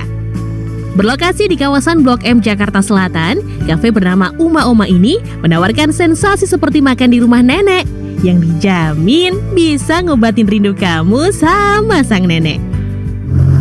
Lip, itu Lip. Kayaknya mah iya nih, sahabat RTV. Ini dia nih tempatnya. Kalau dilihat udah ada dua oma nih yang akan menyambut saya. Yuk, langsung aja kita masuk ke dalam. Selamat datang. Selamat datang, Oma. Apa kabar, Oma? Baik. Alhamdulillah baik. Gimana kabarnya? Alhamdulillah baik. Sahabat RTV, kita pesen makanan dulu, baru nanti kita ngobrol-ngobrol sama Oma. Oke? Oke, Oma. Ya, panggilan khas cucu kesayangan Oma dari dua pelayan lansia berusia 84 tahun ini dijamin membuat siapapun yang masuk bernostalgia. Serasa jadi cucu yang disambut pulang sama neneknya. Kira-kira apa ya yang menginspirasi sang owner buat bikin kafe rasa rumah nenek ini? Menggabungkan konsep rumahan dengan lifestyle ala anak muda, kafe ini terdiri dari 2 lantai, sahabat. Di lantai atas, para pengunjung yang mau makan atau sekedar ngopi bisa bersantai sambil menikmati suasana Jakarta. Tapi nggak bisa ditemani sang Oma ya, karena Oma hanya berada di lantai 1 untuk menyambut hangat para pengunjung. Nah, selain memberdayakan para lansia sebagai ikon kafe, menu makanan yang tersedia di sini pun ala rumah nenek loh. Nah, sahabat, yang unik juga nih kalau di sini itu pesan makanannya tuh tinggal ngambil kayak di warteg. Terus juga makanannya tuh udah kayak makanan rumahan. Jadi berasa lagi makan di rumah bersama nenek. Aku mau pesan empal gentong dulu. Sahabat mau nggak? Wah, pesanan saya akhirnya tiba nih dan diantar dengan Oma Rustina. Sebelum makan, kita ajak ngobrol dulu yuk omanya. Ada yang sampai terharu, sampai nangis, sampai mukul. Iya, di sini kemarin ada dari Bintaro, baru 5 bulan ditinggal ibunya. Begitu melihat saya, katanya kepengen seperti ibu saya, lantas nangis saja, dia ikut nangis, kasihan banget dia. Benar di sini udah dari kemarin, nggak pulang-pulang, di sini sampai sore. Di sini buat sambil makan, sambil ngomong, temenin sama Oma juga berarti ya. Betul, nggak mau pulang-pulang di sini aja, sampai lama banget. Keramah tamahan dan senyum hangat dari para Oma inilah yang jadi andalan kafe ini. Gak heran tempat ini selalu ramai dikunjungi walaupun baru buka kurang dari sebulan loh sahabat. Gimana sahabat? Menarik banget kan konsepnya? Selain otentik, ini sih cocok banget nih buat kamu yang suka homesick. Dari Jakarta, Olivia Ferrari dan Vicky, RTV.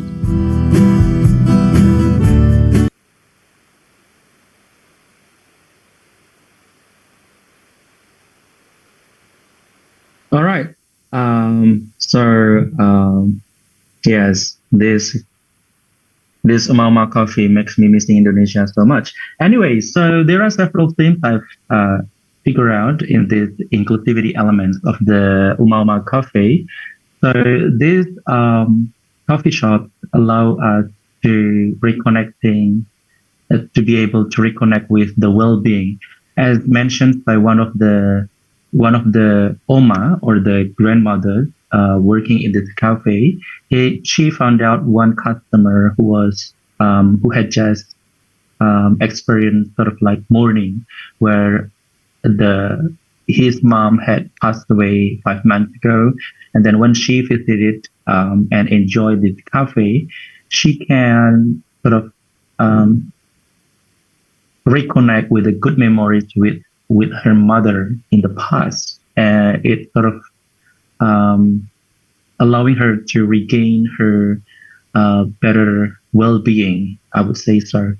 Number 2 is that by visiting these coffee shops, there are elements where the owners also empower and provide a space for the senior citizen to work with the young generation. So it means that there is an intergenerational social exchange happens in this coffee shop. But also in the same token, the customer can also enjoy some sort of like rendezvous, taking a short break and then reminiscing the past or the historical milestone of Jakarta. As you can see here at the back of behind these grandmothers, there are a set of colorful plate decorations on the wall, and these colorful plate decorations are Peranakan decoration. If you go to Singapore, you will find this a lot, but also this reflects the Indonesians' history of momentum, where in the past there are also Peranakan settlements in Jakarta, and in this cafe we can learn a lot more about it. And what else? Of course, this cafe allows the visitors and also the customers to embrace and enjoy the homemade traditional foods, or we call it as a menu rumahan, and also get grandma's love and care, which is quite rarely found for Jakarta workers or white collars. And if you watch on this footage, you could have found several white collars workers, or those who are working in a metropolitan Jakarta. They frequent this cafe quite often just to enjoy these traditional foods and unconditional love and care of the Oma. All right, this slide concludes my presentation, and look forward to your questions. Thank you.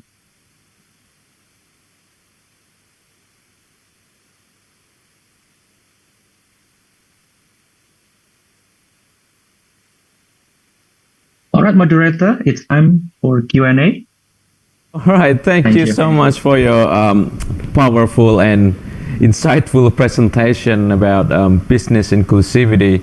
Thank you. You know, particularly in that business is much broader than just money and profit, or you said the cuan, but they should come in different colors, which suggests it's a sign of of a diversity, which sometimes we miss them. And we do not take them as an opportunity, as you said earlier, that they also have strength that we might not have. So yes, so I'm sure that the audience here have a questions for you. So we're gonna take 3 questions. All right. So the first one is Fikri. If you could be on screen. Okay. Thank you for the presentation, Dr. Meridian. My name is Fikri Novian Pratama. I am from Development Economic from Yes, Fikri. Yeah. FPPUNS. I want to ask you some question about as you said before, the job requirement in Indonesia is unique in the industry, such as maximum age. I just read the job requirement in Indonesia is 35, the maximum age to apply a job, and the industry is added the height, good looking. Is that obstacle to government in Indonesia or in Brunei to make law to protect employees with different backgrounds? And what is application rule job requirement in Brunei? What is your opinion about that, Doctor? Thank you. That's all my question. All right.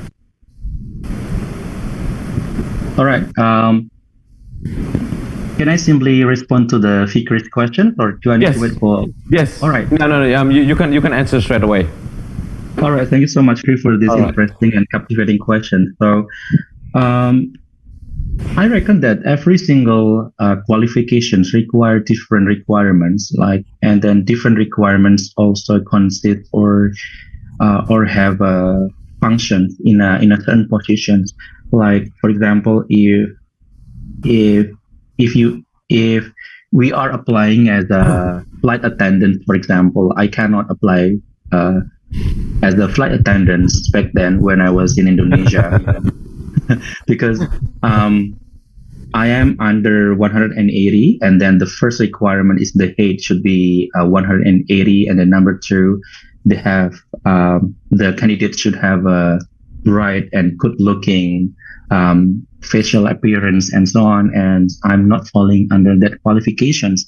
And so that's actually the qualification that call for different requirements.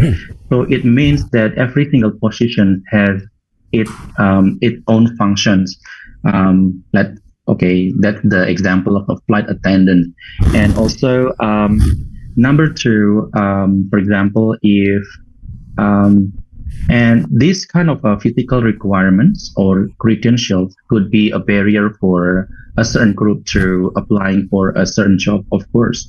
And I guess through the rigorous training, certain group with the, for example, the physical disability can do the job, and they can obtain rigorous trainings, workshop. For example, in this Kopi Tuli, and I guess there is another coffee shops in Jakarta employing the staff with autism and HDHD is sort of like attentive disorder, and also the Down syndrome. So the owner is taking initiative by providing and giving rigorous training for all candidates before they commence their work as a barista, for example, as a cashier, and as a kitchen staff, or as a kitchen hands, as a chef, as a cook, as a runners. So each of these functions require different skills, and so the owner also applies different workshop for each staff or employee. So it means that to some extent the physical disability, this kind of a person with the certain needs can accept and can be given with what I call as the individualized training, or separate workshop or customized training, if I can. So when I was working in Jakarta in one of the oil and gas, I had one employees who I have one subordinate. One of my staff was having sort of a difficulty in, for example, in reading, because he had a sort of like visual impairment, but he can analyze the graphs, he can analyze the numbers, he can sort of do the calculations and math and everything, and he is a senior geologist.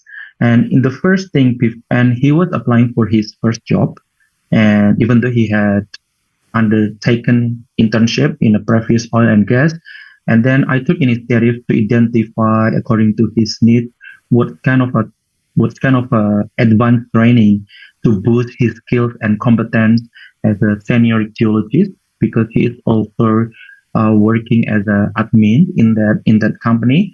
So I work with the psychologists and also with the corporate psychologists, we call it, and also with the psychologist who is specialized in a people with a special need.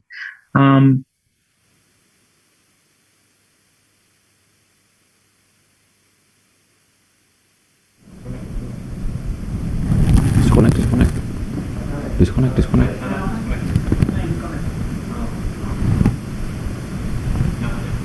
Ini mau buka coffee break ya?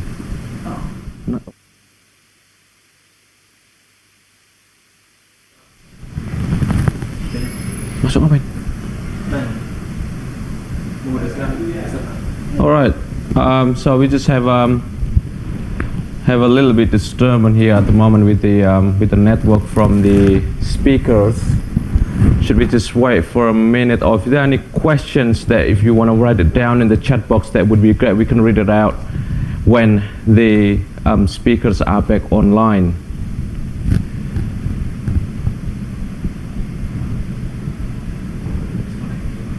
Okay, we should be just wait for another few minutes to make sure that he's back online. So it was quite interesting discussion that he, Dr. Meridian, present about how, in a sense, that business inclusivity, particularly in Indonesia, they don't really, take it seriously, particularly when there's a certain age group, or maybe certain people with the minority, or sometimes with the disability, and they don't have that much of opportunity. It's quite integrating discussion to show that all those groups need to be embraced and be part of our business. So yeah, so it's while we're still waiting here from the speakers. So if you have questions that we can, you can type up in the chat box, so we can read it out back later to the speakers when he back online.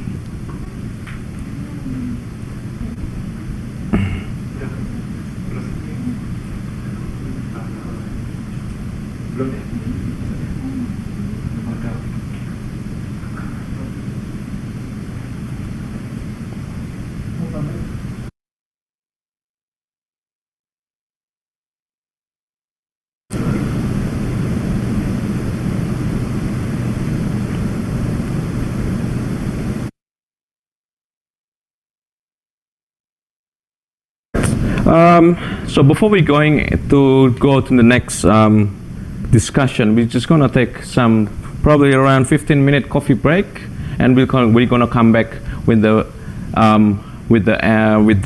last presentation from the two speakers that waiting for present their discussions. All right, thank you.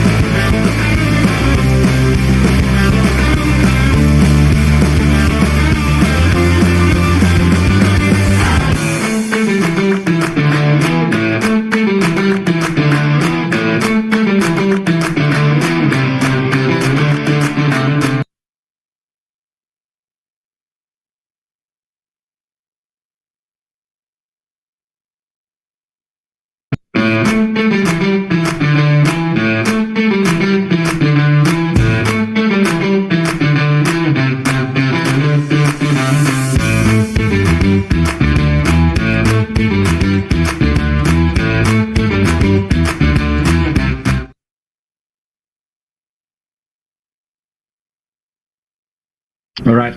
Can you hear me? Yes. All right. All right. Okay. Sorry, so there was we're a back on the thunderstorm. second. All right. We're back. Sorry. There was a thunderstorm. There was a thunderstorm here, and then there is an internet blackout all of a sudden. All right. Oh, so currently you're having a thunderstorm over there. Yeah, But yeah, we yeah. here in Surakarta, we just have a very long drought. It's about almost 6 months with no rain. All right. Anyway, we're back with the questions. Right. So the question number 2 is from Sabrina. Okay. Shall we wait for Sabrina to be on screen with us here today?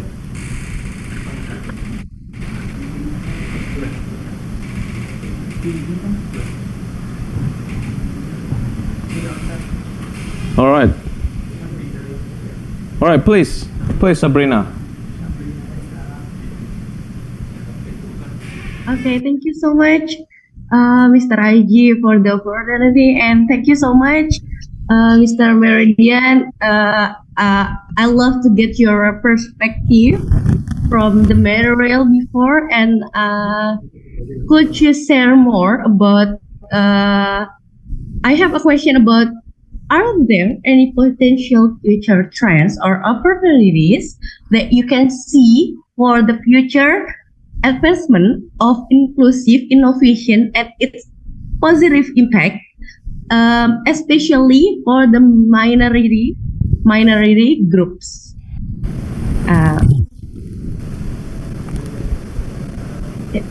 Could you please share your perspective, Mr. Meridian? Thank you.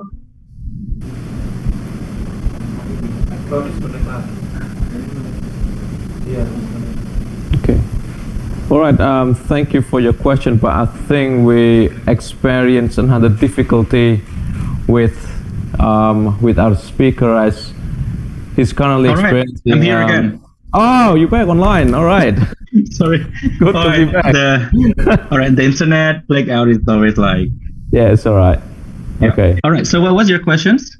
Could you please repeat the question, Sabrina?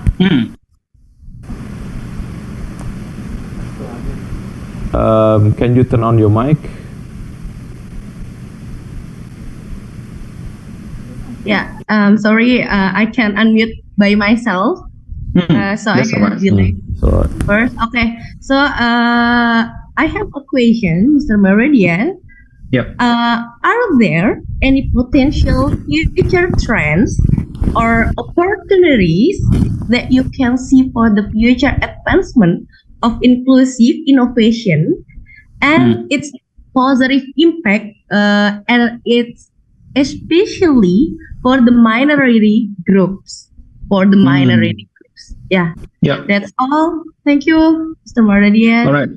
Yes, of course. I have clearly a very great potentials for this inclusive business to grow in several locations. And I guess these are only like 2 examples I've taken from Indonesia. And if we go to Jakarta, there are actually around like 10 coffee shops, for example, that employs the HDHD, people with autism, Down syndrome, and also the other special needs, physical special needs.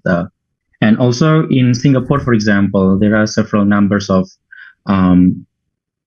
government offices where the staffs are also having several physical disability and also visual impairments, and then also the government has provided them with the special offices and also the training and also customized sort of workspace in their venue.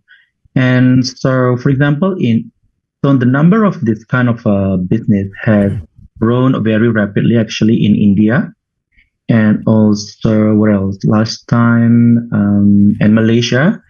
And I think, I have observed these 3 countries who have implemented this kind of inclusivity and diversity elements. And even here in Brunei Darussalam, we have cafe where all of the staffs are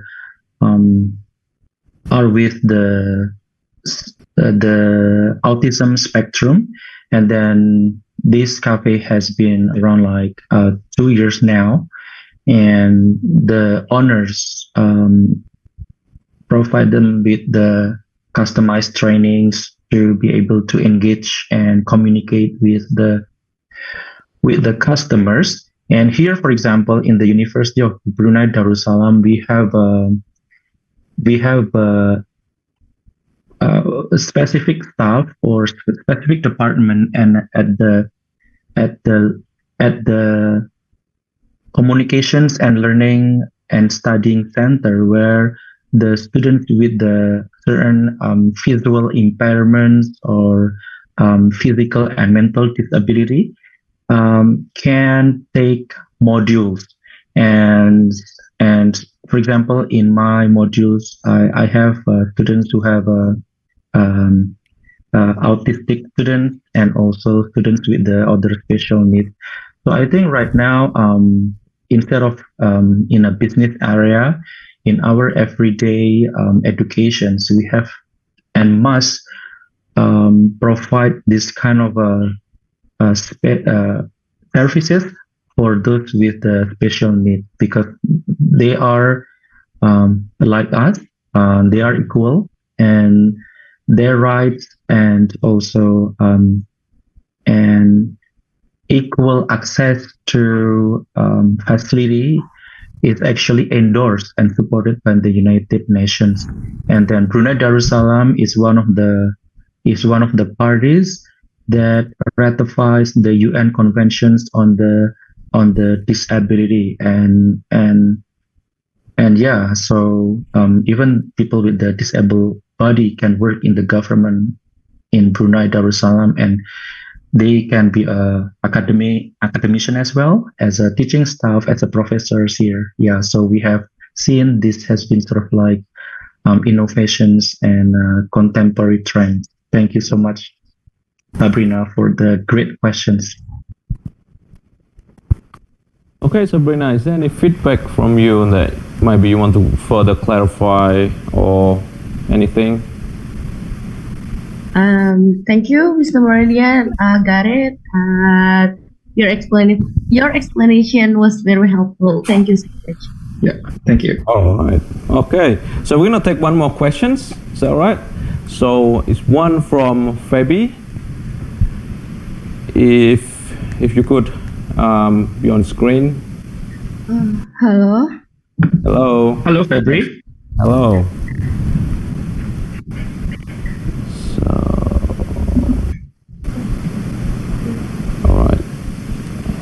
She is. Okay, please.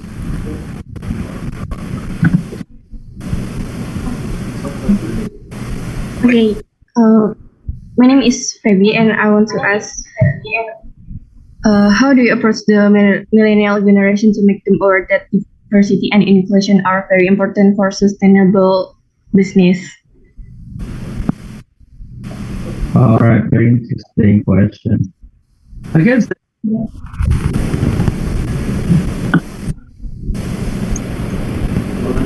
Suaranya lang.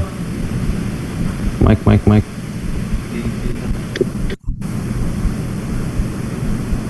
Oh, what's going on? Can you hear my voice? We just lost your voice, but I think we can hear you now. All right. Can you hear my voice right now? Loud and clear. All right. Thank you. So the millennials are equipped with the diversity of the cultural and social capital. For example, right now they are more able to understand the differences compared to the older generation, like the baby boomers, and they are more open-minded, and also they are very, very sort of engaging social groups nowadays. And that's why this kind of includes the business involving the inclusivity and diversity are established and developed by the millennials. And as you can see in our footage played today, the owners are very young. He is, I think he is much younger than me. I'm 40 right now, so he is around 35 or 32. And he has been traveling a lot So one of the advantage of employing millennials are their creativity because they grasp different cultural experiences from their traveling overseas and even right now if we see in our university, for example, previously like 20 years ago, people who earn a PhD, majority they are 55 or 45 years above. But right now, if I look in the structure of the academic staff here in my university, 85% of the PhD holders who, for example, who secure a job as assistant professor are much younger, which is like around 25, 20 through and 30s, around 30s, and also 29s, and they have very creative power to establish the business. So it means millennials have like multiple potentials culturally, socially, financially, and millennials never worries about their monies. So for example, if I take a walk somewhere in the mall and with my brothers who is much younger than me, and he forgot his wallet, and all of a sudden he told me, no worries, I can get the monies from by for example, through the mobile phone. So without the card, for example. So the technology, creativity are always there to facilitate the millennials. Yeah. So, all right, bravo millennials. All right. Is there any feedback from Fabi? Yeah. Okay, I think there's she's happy with the answers. I think. Yep. Thank you, Mr. Meridian, for the answer. Yeah. Thank you so much for the questions. All right. Okay. I think we are happy with the 3 questions. It was very great question from the audience. To show depth and lots of things in their mind within their concern as well. So also I think it is great to see that the business environment today is going in the right direction, as you said, with inclusivity by involving the minority group within their organization. It was great. So before I let you go, thank you so much for your presentations and also your responses to the audience. But before we move to the next session, we would like to present you with a certificate as a form of appreciation as a keynote speaker to our event, which is Navigating the Digital Transformation Landscape, Challenges and Strategy for the Sustainable Business. So, audience, please give Dr. Meridian Alam a virtual round of applause. Thank you so much. Thank you so much. Thank you so much. Thank you, everyone. Thank you so much. All right. Okay. So we are entering now from the last session for today, which is the plenary discussions. For this discussion, we have 2 speakers, but we modified a bit with the Q&A sessions, which we have the questions at the very end after both speakers finish with their presentations. So the first speaker is Mrs. Christina Augustin, Magister of Management from the Deputy Assistant for the Technology, Information Development and Business Incubation, which she will give a presentation about cultivating sustainability and the role of business incubation in SME growth. Ms. Christina Augustin finished her studies in Magister Management at the University of IPWIGA in 1998. She was active as a deputy assistant in the research and the development from 2002 until 2019. She is now a deputy assistant in information technology development and business incubations. All right, is Mrs. Christina, would you able to join on the Zoom meeting or on cam?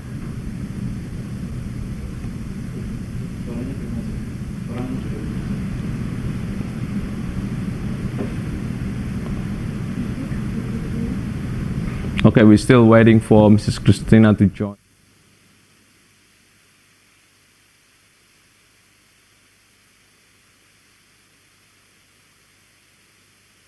if you can hear me, could you please be on cam and also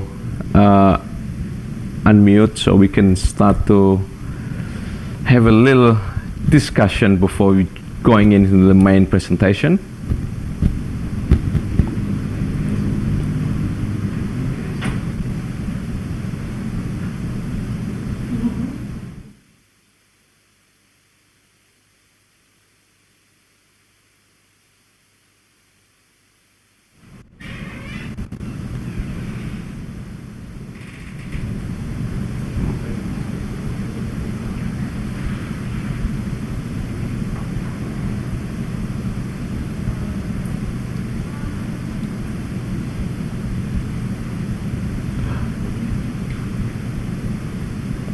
All right. Hello, Miss Christina. How are you?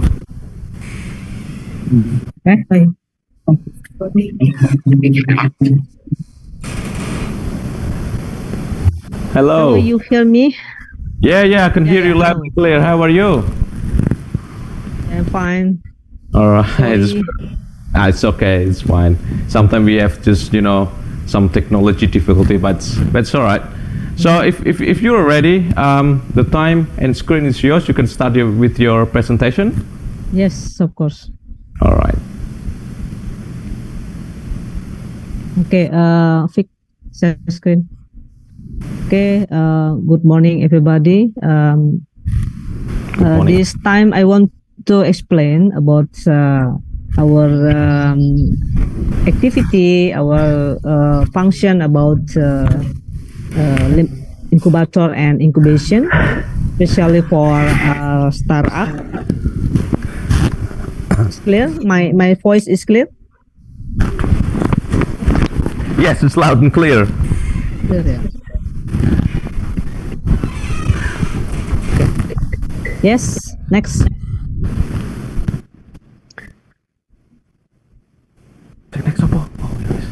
Yeah, this time in UNS, yeah.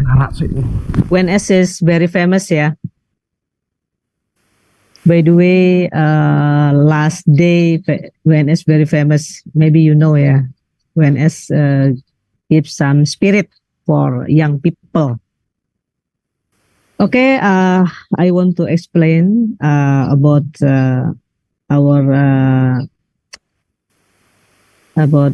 my 5 minutes about my presentation. The first time I want to give you landscape for small medium enterprises.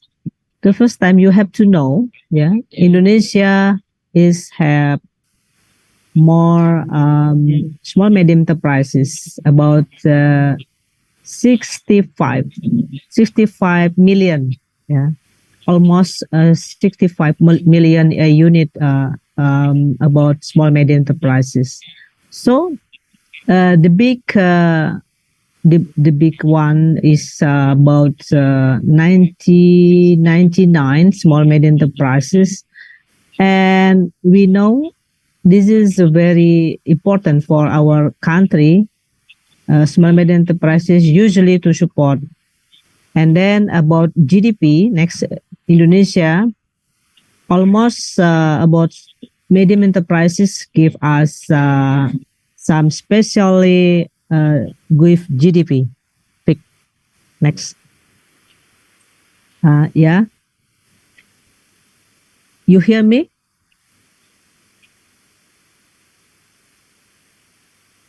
Okay. Yeah. So this is very important for us. Maybe you have to know about strengthen target 2024. Indonesia is get target national entrepreneurship ratio. Yeah, 3.95. This is very important, you know. Maybe you can see at the other ASEAN countries about Thailand. Is 4. Malaysia is the same 4. Singapore is 6, 8. Indonesia only 3. this is more developed for every stakeholders. Yeah, we have to collaboration to strengthen the target. I think you are maybe for millennial people, young people can do something the best for our Indonesian country about to develop our strengthen target 2024. So next, my function, this is about ecosystem integration, about entrepreneurship. All of the activity about deputy entrepreneurship in small medium enterprises, yeah, usually to make some program, some activity, all of integration with one whole. Maybe different when you see about the integrated program, the last year, the last program, but this time is very different. Yeah, very different. We make some ecosystem integration for all of entrepreneurship. The first step, we have business consulting and business assistancy. After that, maybe you know, yeah, about startup.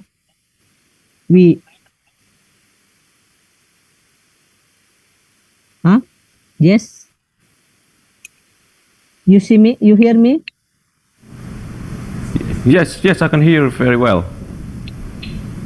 Yeah. Okay. Yeah, about business incubation and accelerator.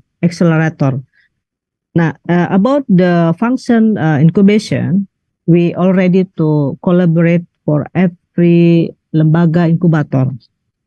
Next. Yeah. About the program is business incubation implementation. The first time we usually to first do about the tenant selection, boot camp, coaching clinic, and demo day. About tenant selection, we open all of you if you are make some idea, you make some business. Next year, maybe UNS can join and collaboration with us because we usually to develop. We very happy if all of you can join our business incubation. So we start the incubation about 6 months. 6 months. You can join this program. You can part of business incubation. You can join with about 6 months. You can join boot camp. You can join a coaching clinic. After that, we give you more networking. Yeah. We usually do networking with another country. Now, this is very important for you. You know about this program because we already to support with another country, Korea, Japan, Australia. Maybe next year with France, and USA. This is very big information for you. I usually to discuss with your senior, your docent, maybe with Pak Catur, with Bu Emi. Maybe next year we have to collaboration with UNS, yeah, because UNS have a big challenge to join this program. Next. About business incubation, we already do collaboration with 5 lembaga inkubator, ya. 5 lembaga inkubator. At 2021, we have already 54 startup, and 2022 we already collaboration with 7 lembaga inkubator, and we already have 125 startup. And then this year we already collaboration with 8 startup, and we have 177 startup. Yeah, this is a big challenge for you are if you are get the part of tenant from UNS. Next. Now, we already do mapping. Yeah, we already do mapping from 177 startup. We already to see.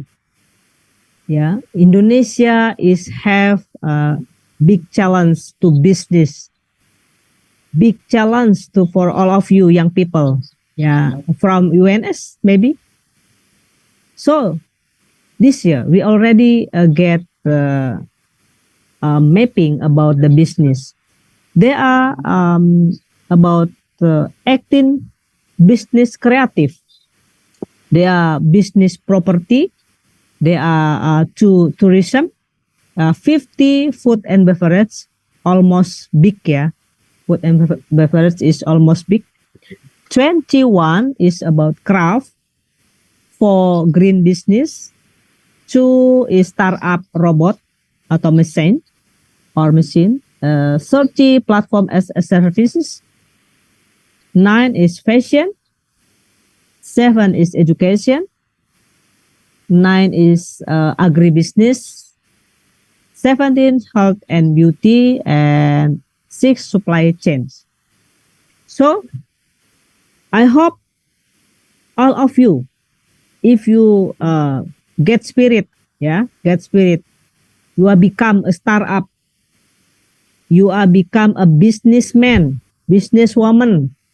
You are make the business mapping like that. Everything business you can join with our program. So next, we are ready to join with next, yeah. This year we already joined to Banda Aceh, you know, Banda Aceh about incubator business Universitas Syah Kuala. We are ready to support 20 startup. Yeah, Medan. We already collaboration with BPRI USU Enterprise Universitas Sumatera Utara. We are already support for 20 startup too. And then we are collaboration with Pusat Inovasi dan Inkubasi Bisnis Institut Teknologi Indonesia. We are already support for 20 startup. And then we already to collaboration with Inbistro Universitas Trilogi Jakarta. So we are support 20 startup too. Bandung, B-Cube Setialan. Yeah, we already to support 20 startup. Bali, with Lembaga Inkubator Bisnis Universitas Hindu Indonesia, 24 startup. Yeah, more than the others. Lombok Barat, Brida, Nusa Tenggara Barat. We already for support 25 startup. Semarang, Lembaga Penelitian Pengabdian kepada Masyarakat Universitas Negeri Semarang, 27 startup. Yeah, you can see we already to support 177 startup. So we want all of you can be join this program.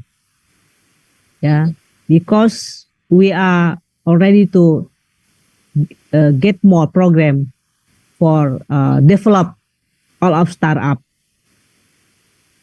I hope UNS Solo, can be joined and will be give us more the best startup from UNS. I think UNS can do that. Okay, I think UNS can do that. You have to be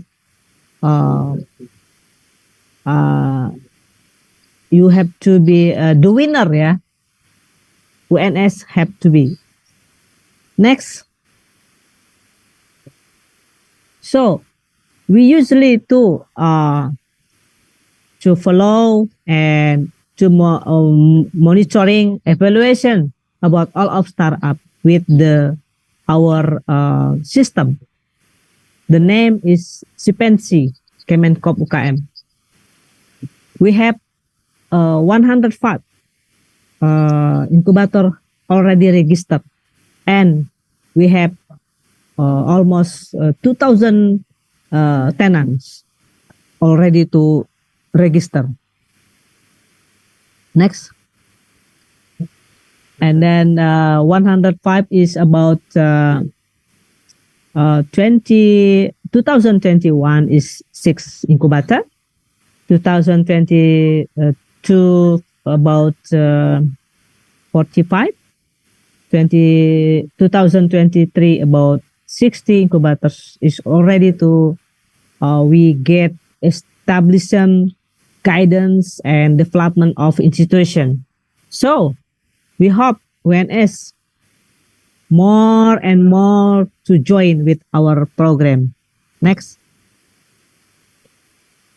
So, ladies and gentlemen, we are ready to collaborate with another country,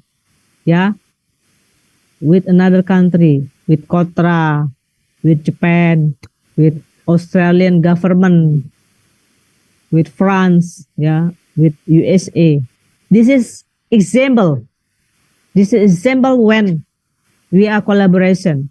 So we usually to think about how to make more networking for the startup.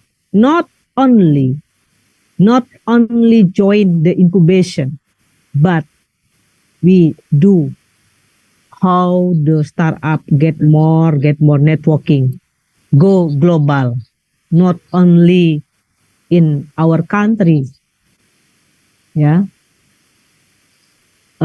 We usually to develop you. I hope UNS be a part from this program. Okay, maybe only this I can share with you. I hope you get spirit. Get spirit, be a startup, the best startup from UNS, the best startup from Indonesia to make a unicorn maybe. Plus, maybe you can be decacon. Plus, okay, you have get spirit. Thank you. All right. Thank you so much, Miss Christina, for your presentation. Of course, I'm sure the student here in the Universitas Bosmar will interested in challenging themselves. So, is there any questions from the audience? Maybe you want to clarify things, how to join and how to participate in the incubation startup.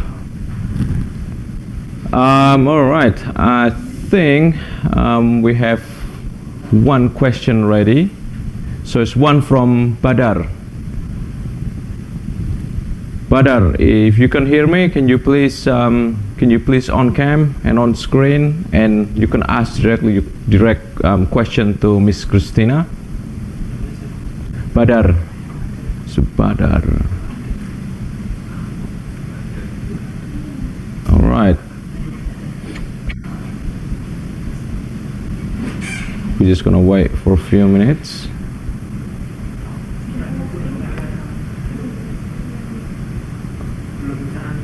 Okay. All right. Badar. All right. Can you hear us? Hello. Yep. Hello. Yeah, you can ask the question straight away. Yeah. Yep. Please. Okay. Thank you. My name is Badar from UNS, and I want to ask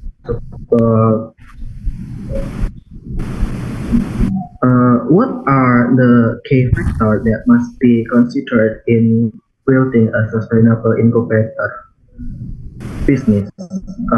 What are the key factors that must be considered in a sustainable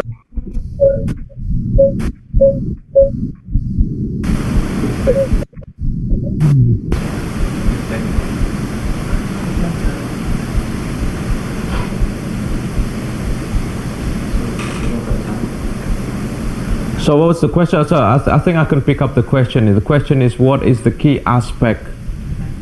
What is the key factor for sustainable business startup? Is that your question, Badar? I think I can pick up a little bit of your questions because I think you have some sort of technical difficulties. Is that your questions? Okay. Yes. Yep. Yeah. So that's the questions. Yep. Okay. Yep. You can answer straight away, Miss Christina. Yes. Yeah, the first time you have get spirit. Yeah, the first time, Badar, sustainable is from you. If you get spirit from your heart, your mind, yeah, spirit, your heart, your mind, the first time you attend, you are startup. Okay, because many people is not sustainable about the startup because she or he moved to make a PNS, you know, he joined to another company. Okay, the first time your spirit and your mind. And second, yeah, you have to develop your business about your hobby or your passion. What kind of your hobby or your passion? So, because if you do the business about your passion or your hobby, you can do with your hope for your heart. You understand? Yeah. So after that, yeah, the first time is your spirit and your mind, and the second is about and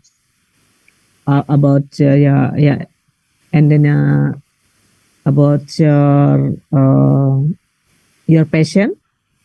The second is about your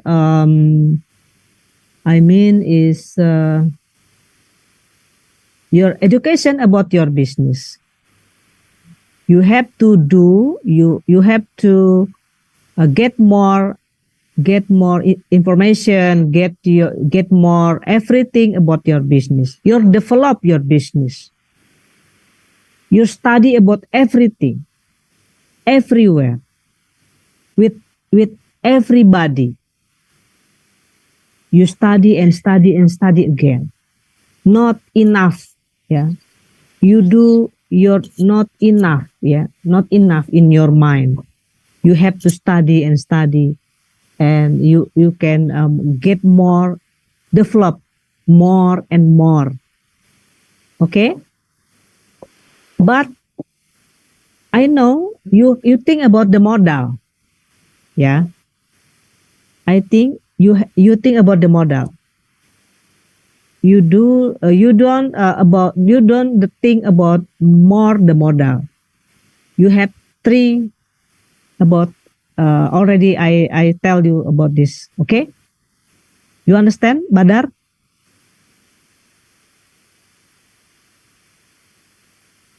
You understand, Badar, what I mean? Okay, thank you.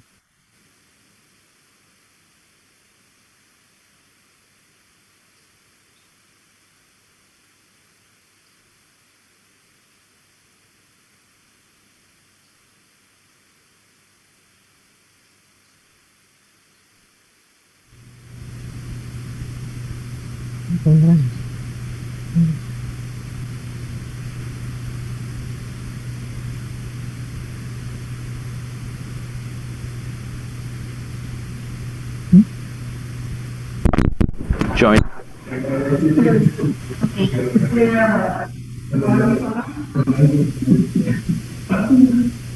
Okay. Hi, Miss Christina. Yeah. Nifa Najma from 11 Maret University. I'd like to ask, what is the government's role in facilitating business incubators at the university level? That's my question. Thank you. Can you repeat again?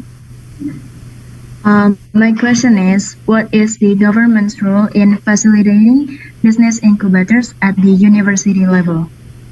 Oh, yeah. So, I'm already to explain. Can you bisa di incubation tahapan step by step. Not no. You can share screen. No, okay.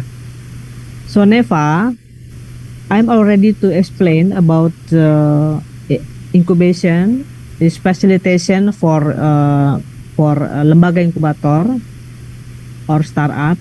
We have already get program collaboration with another lembaga inkubator.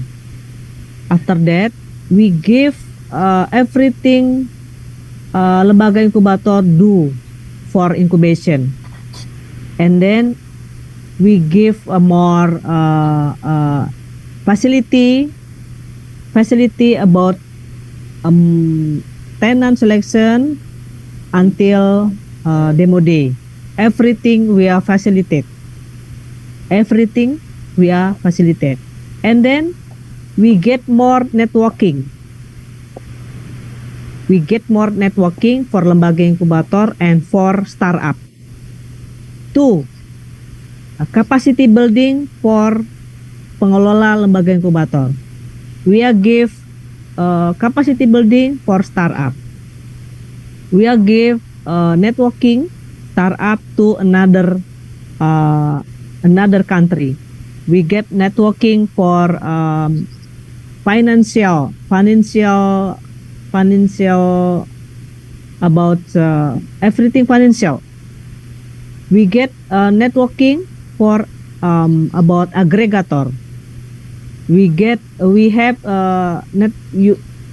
give your networking for about another facilitate everything. So we want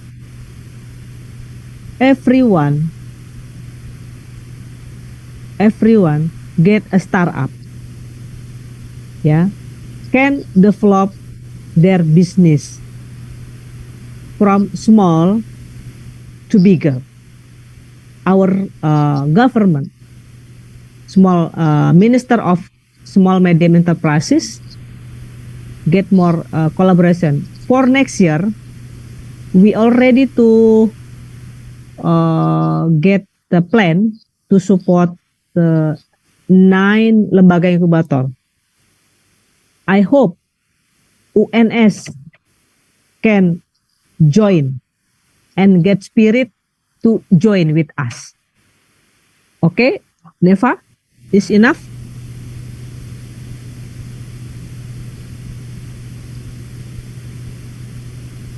Neva, is enough?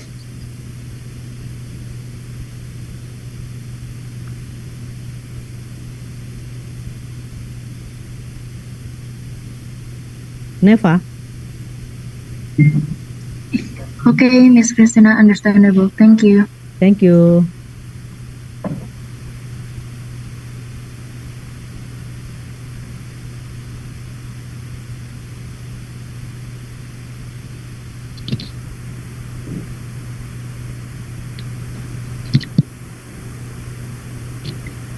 Okay, thank you for the opportunity.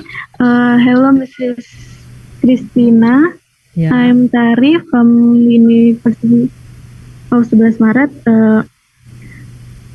I want to ask you about what strategies can incubation businesses undertake to help SMEs achieve long-term sustainability? Repeat again. What strategies can incubation businesses undertake to help SMEs achieve long-term sustainability? Oh, okay. Okay, thank you. The first time, UNS have to get pengelola lembaga inkubator, good pengelola lembaga inkubator. The first time, yeah. UNS have to get good pengelola lembaga inkubator. The first time. And the second, lembaga inkubator have to more program to develop the tenant or startup. The third, ya, lembaga inkubator have to make a collaboration with another maybe a government, with another financial, with another networking for aggregator or facilitator and others. Okay, and then lembaga inkubator have to select good selection for the tenant, because if the lembaga inkubator wrong the selection for tenant is impact to about the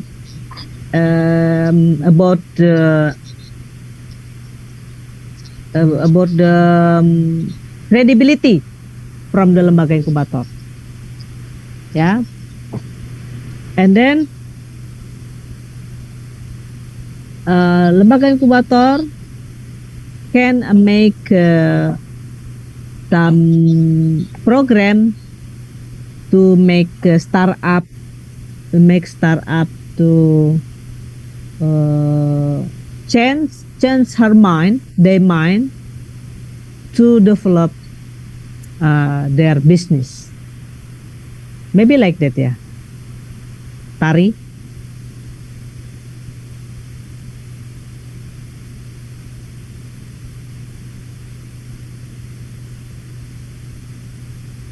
Tari is okay? No? Okay, thank you, Mrs. Christina. Okay, thank you, Tari. Yeah, all of you like my son, yeah. My son, my doctor is like you. Yeah, usually to more ask, want to know everything. Yeah, want to business. I think it's good, yeah, because I'm already to get explain to my son and my doctor. They are already to business since they are SD itu apa ya? Implementary, ya. Implementary school, ya. My son and my doctor is only to be already to business since elementary school. Nice. And yeah, if you get spirit your business when you're small, when you're elementary, maybe, and you make to apa ya, menghargai setiap uang yang kamu miliki. Kamu tidak akan boros, kamu menghargai setiap uang yang kamu miliki, tidak menyusahkan orang tua. Ya, kamu memiliki semangat spirit yang luar biasa. Ya, pakai bahasa Indonesia aja lah. Yep. Ya, jadi intinya adalah kalau kalian memiliki jiwa kewirausahaan, kalian memiliki spirit untuk berbisnis, kalian tidak akan pernah menyusahkan orang tua kalian. Gitu. Iya betul, ya betul sekali. Saya juga setuju dengan itu. Di sekitaran saya pun di khususnya generation milenial sama generation Z khususnya, mereka lebih open minded untuk terjun ke dalam dunia bisnis ya. Mungkin kita sedikit agak ada berbeda dengan generation di atasnya, di mana kita generation di atasnya pasti akan mencari lebih security ya kalau dalam hal pekerjaannya. Tapi kalau generation milenial sama yang di bawah generation Z, mesti mereka pengennya explore sesuatu yang baru, dan salah satu mereka bisa explore yang baru adalah melalui dunia bisnis itu. Kalian makanya oleh karena itu harus memiliki mindset seperti itu. Karena apa? Karena kita akan lebih menghargai setiap apa yang kita hasilkan. Karena kita tahu bahwa untuk menghasilkan uang yang kita dapat itu bukan hal yang mudah, ya. Karena kita harus berjuang, kita harus melakukan bisnis, kemudian memiliki strategi, memiliki cara untuk bertahan, memiliki inovasi. Itu tidak mudah, ya. It's very we have to mindset our life to different like another people. We are different because we are entrepreneurship. Oke, terima kasih. Saya akan menggunakan bahasa Inggris kembali untuk mengakomodasi teman-teman audiens yang berasal dari luar Indonesia. So once again, thank you very much, Miss Christina, for your informative session about the role of incubation business of SME. It is great to see increasing economy through SMEs and startup, and of course, we as Indonesian, we are very delighted that we are going in the right direction. So lastly, it is my pleasure to present you this certificate of appreciations on behalf of the organizing committee in recognition of the insight and expertise that you shared with us today. We also extend our gratitude for your valuable time and excellent presentation. Once again, thank you very much, Miss Christina Agustin. Thank you. Get spirit ya for entrepreneurship. We will motivate our students to get on board with the startup. Thank you very much. Thank you. All right. All right. For the next speaker will be Mr. Miftahul Ben Robani. He is the CEO of Lindungi Hutan, and he is the co-founder, which is a platform for raising fund, making donation, and creating campaigns especially for the forest protection issues. Ben specializes in problem solving, self-improvement, marketing, startup, and entrepreneurship. He completed his bachelor degree in informatics engineering at the Stico-Bank University, and his master degree in information system at the Universitas Diponegoro. Ben will share his insight on designing a startup based on the ecological perspective. Hello, Ben. How are you? Hello, Mas Haji. Hello. I can hear you very loud and clear. Yeah. So you good? Very good? Yes, very good. Right.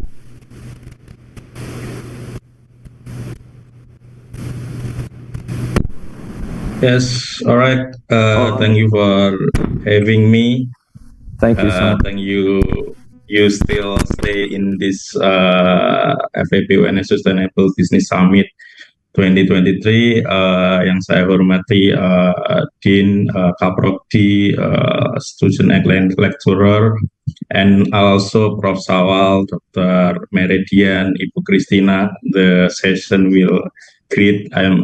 I try to complete and adding some missing thing that you can bring to home. Today, I will share to you about the developing startup based on the ecological perspective. So we can start the PPT, please. The first one, I will introduce myself. So my name is Ben. My startup is Lindungi Hutan. Lindungi Hutan is the platform that people can contribute to the forest. People can make a campaign, people can donate. Also, we know help the organization, the community to support our reforestation together. Our mission is we try to including as many as people to doing this good activity together. Can you next, please? Yeah, next, please. Our session will be conduct with the 4-point talk about the important and ecological perspective, the business model, the market and potential sector, and the challenge and the future of the ecological startup. Can you please next? The first one is what will be our product is. If you check or you can access in lindungihutan.com. Lindungi Hutan in English is protect forest. You can see the homepage that people can doing their campaign. The campaign will choose the location. In location that we have Farmer Mitra. Also, people can donate by trees. We start from 20,000 rupiah for a trees. The difference is in the reforestation activity. Maybe will we just the plan and run. So our idea is make the monitoring. So people after the plantation can get the new information about the growth of the trees that they are planted. Can you next, please? This is the product, but actually behind the product, behind the website, we have many relation about the supply and demand. Can you next, please? The demand, the supply, the first supply is we have cooperation with the local farmer that have a conservation area. They are people that live and doing the plantation, doing the trees planting before we come. And also the area is have a legal standing. So we not our approach is not like we see the empty area and then but we collaborate, we cooperation with the community that was doing the good activity. Also in the supply, in the demand side, we have two schema. The first one is for B2B and B2C. Lindungi Hutan built from 2019. We start from the B2C side. We helping the people to make their campaign. The unique is the campaign is very, very personal. The majority of our campaign now is for a birthday celebration for people, also for the idol. So if you know that every fan of K-pop idol, they have to make gift to their idol with the plantation with us.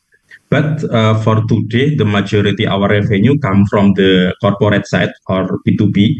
There we have three activity that we are service. We can service. For the one we have a CSR on tree planting, so people can doing the event. And the next one is the commercial bundling. People can doing together, including their customer. So we have buy one product, plant one tree, like that. And the third one, something that booming in the lastly we know the carbon offsetting. So people talk about carbon, and the tree can absorb the carbon. We also service that.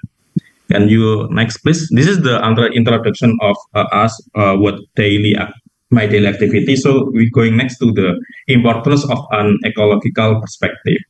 So if we build a startup, we have we should notice about the ecological perspective when we build the startup.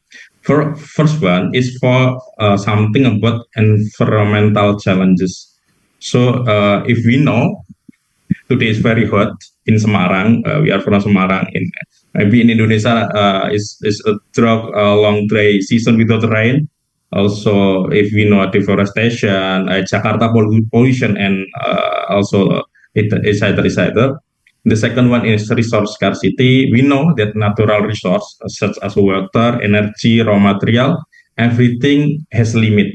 We can using that for a long time because they have limit. The third one is regulatory environment because if we build startup for now, we know that national and international policy about the environment is year by year is increase will be good if the startup when they start they comply the regulation because can be easier if they adopt an ecological perspective from the start. The next one is consumer demand. If you know the Gen Z or the millennial people is very activism. You can see the social media.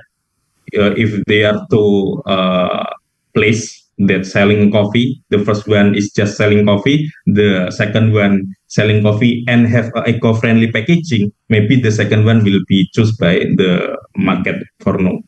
The last one is competitive advantage because the market, the consumer care about that.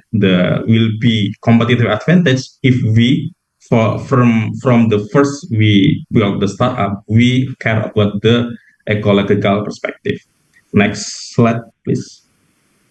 The second one that I will share to you is about the concept of designing a startup ecologically. The first one, what is the ecological startup? Maybe the simple definition is a startup that primary focus on environmental sustainability and social responsibility while remaining economically viable. I will share that in next slide. The second one, the concept of startup ecology is a triple bottom line approach. Maybe Prof. Sawal in early seminar talk about that, yes, about people, planet, and profit, or Dr. Meridian about cuan before this session. But everybody has to responsible about not just the profit, because if we have a profit but there are no planet that we can live, so will be difficult too. The third one about the concept is balancing profit and purpose. We cannot just looking for profit, but we need to have the purpose. But the very good purpose without the profit, without the money, maybe the purpose will get to. The next one is eco-friendly practice, because for Lindungan Tarik, for example, eco-friendly not just about the packaging, but what everything the activity that we doing in the startup, we try to the approach with the eco-friendly, or we have to choose what more good, more better in the eco side. The last one is social and environmental responsibility, because the ecological startup, if they are success, the environmental will be good, also the social, because we cannot just looking for the environmental and kill the social, the popularity. It cannot. If you see in early pandemic that people die, any research that say when the pandemic come, the environment will be good. The question is for what the environmental good, but the people die. So social and environmental will be equal to be safe together. So next one, the next slide, please. We can recap what the model business of the ecological startup is like that. we approach to business that prioritize environmental sustainability, social responsibility with economic viability. So there are three things that can we can keep it together, because if we just do the environmental sustainability, maybe will be chaos, because we just looking for the environmental, not the money. So the environmental will be take our resource more and more. Also, we cannot not bring the social responsibility, because the environmental will be connected with the social responsibility. And the last thing is economic viability. This is the difference about the ecological startup or business institution with the activists and the NGO organization. Maybe in activists in the NGO organization, they just looking for the environmental and social, but they are not looking for the economic. But if we care about the economic will be the resource, will be the motor, the engine to make the environmental and social responsibility. So in my Indonesia language is, if we cannot, jika kita tidak bisa mengenyangkan diri kita sendiri, gimana kita bisa membantu orang lain? If we still hungry, who to help the other? So the startup business, the ecological startup will balance of three of that. So people can doing the environmentally, socially, and also economically. The next slide, please. Next, we will talk about the principle of ecological business. The first one is sustainable resource use. The ecological business, ecological startup, need to using the sustainable resource.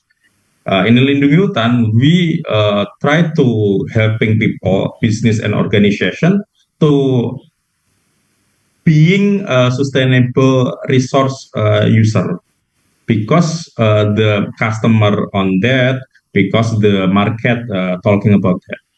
The next one is circular economy. We using resource, we make sure the resource is reused, recycle, and minimize the reduce waste.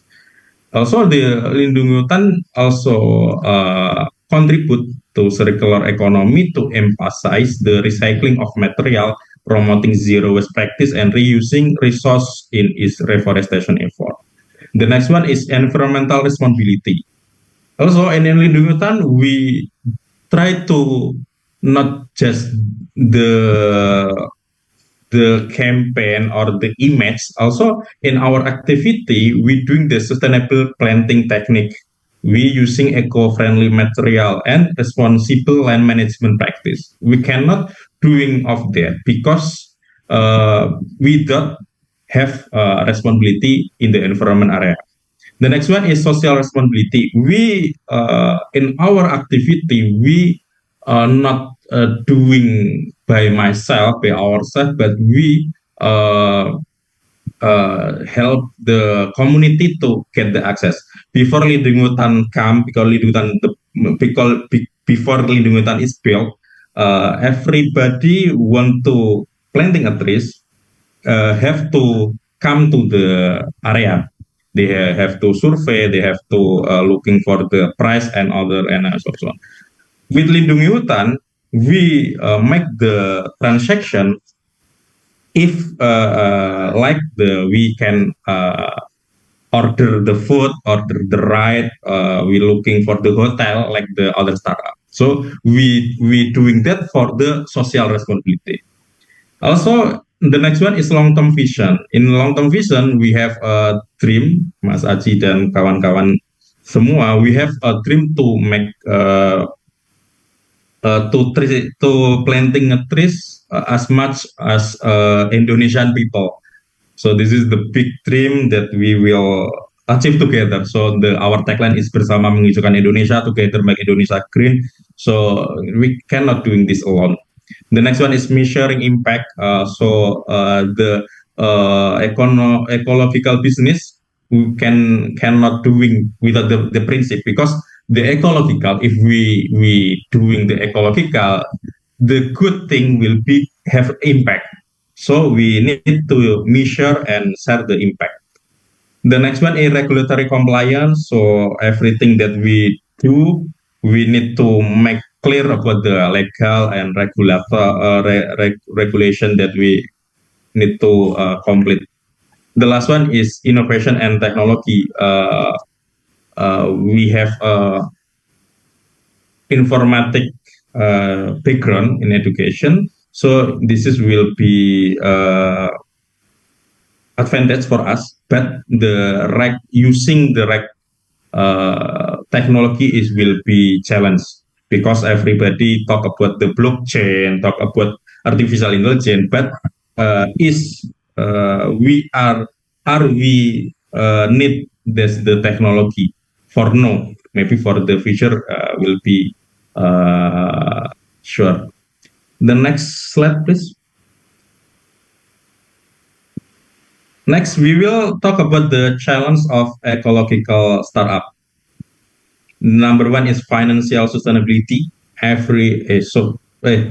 Because also the potential market is the for this area any money will bring in this area. The answer is yes. If we can check the YouTube, President Jokowi talk about the bursa carbon, the potential is about 3,000 trillion rupiah in the total market. So this is a big money, and 60% from the natural based solution. The next one, if we looking for the next slide, please. If we're looking for the potential, the idea use many potential sector in same area of the ecological. I think if I help the young startup founder, they just think about the make a Gojek for the trash, make a Gojek for the sampah. The answer, the opportunity in this area is very many. If you can check, you can googling to look more bigger. The next one is I will try to looking our success case maybe. Yeah. In the past 6 years, LH have market traction is like that. We have 300 corporate client. We have if you know the logo in below, you can see the market, national market, that they need to achieve their environment goals too. So this is the number that I can set. The choice of be a local startup is needed by the market. The next one, the challenge. The next slide, please. The challenge, if we make ecological startup, we have some of challenge. The first one is financial sustainability. Everybody investor will looking for the short-term gain startup over the long-term sustainability. So this challenge. Number two is regulatory compliance. Many regulation is not perfect for no, and not can achieve by a small startup. The next one is market competition, because today about ecological is very common, very talking by people. So the competition will be hard. So next one is scale up and scalability. For the common startup, it's not easy to make scalability over. We are looking for the ecological is hard too. The next one is long-term sustainability, because the challenge to make long-term sustainability. Then public perception and education. Prof. Sawal mentioned these two, because everybody have not to understand about the sustainability. Maybe we are that coming to this Zoom aware about the sustainability. If we going to outside the building, if we talking people on the street talking about the sustainability, maybe they are not understand. The next one, technological integration, climate change and natural disaster. we facting with that's community engagement, because people asking about the benefit, the money, and if our startup not built by good, they will not engage with us. The next one is philanthropy versus business model, because the activism for the environment and social maybe will be challenged with the money, with the business model, that good business model. The next one, next slide, please. This is maybe my last slide. The future of ecological startup. The first one is emerging trend. Ecological startup will continue growing in the coming years. So the best time is now, gitu. So this is a very easy for this year. Then Lindungi Hutan start 6 years ago. Then consumer awareness is very good for now. Regulatory change, maybe year by year, the regulation will be easier for us to achieve. Then global sustainability goal, everything know about SDGs, sustainability development goal. If we can help the 1-2 number, will be good for us. Then a role of technology, data analysis, remote sensing, IoT, or whatever we have can make easier for us. Then we have global impact. So what we doing now from Indonesia for Indonesia will impact to the global also. Market growth, sustainability practice, community center initiative. So we need align with the community need. Then strategic partnership, advocacy and awareness, and long-term commitment, because this is very hard for the startup in ecological, because if we need short-term money, we will try to other thing. I will finish this sebelum balik ke Mas Aji with the statement that I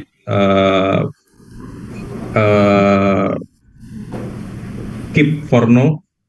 Maybe build a startup is not easy one. Maybe we will lose our money, lose the opportunity, lose our time. But the afraid one, the fearless one, sesuatu yang lebih menakutkan then we lose money, time, is we love. We know this is lost our time, lost our opportunity, but we love. So if we have a love about that, doing that, if we are not, don't doing that. So this is for my session. Thank you. Terima kasih. Balik ke Mas Aji. All right.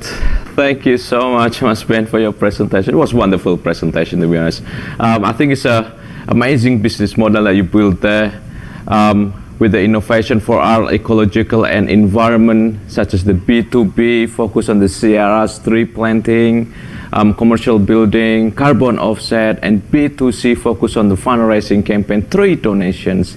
It is wonderful to see that your startup is explicitly trying to save the earth. We need more people like you, to be honest. Yeah. All right. I think we have around 3 questions here. Starting with number 1, it's Salsa. Okay. Good afternoon, Mas Ben. Yeah. Yep. Yeah. Okay. Thank you so much. That was an amazing presentation for you. And I have a question. How to evaluate the ecological impact of the products or services offered by our startup?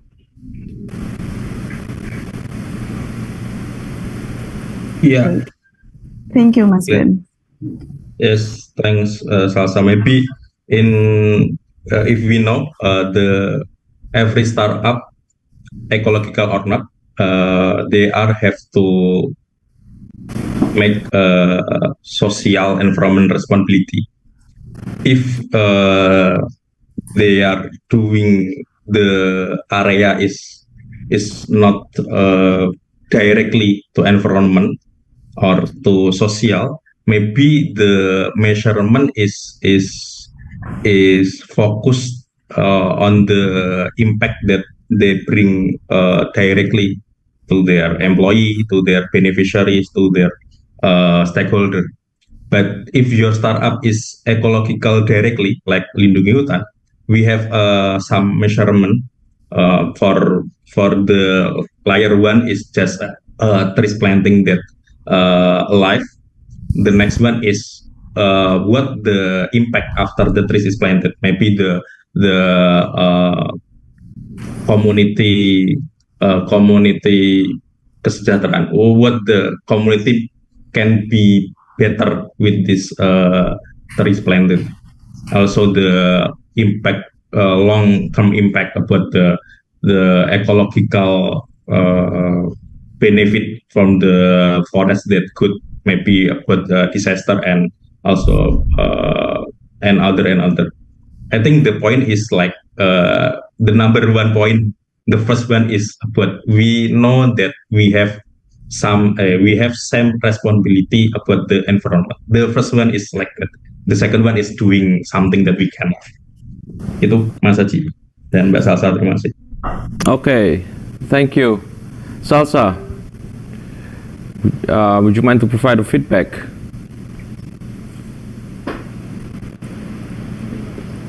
Yep, Salsa, you are on screen now. Okay, thank you so much, Mas Ben. I think it was an amazing answer for you. Thank you. Thank you so much. All right, thank you so much, Mas Ben, for your answers. And we have question number 2, which is from Novianti. Novianti.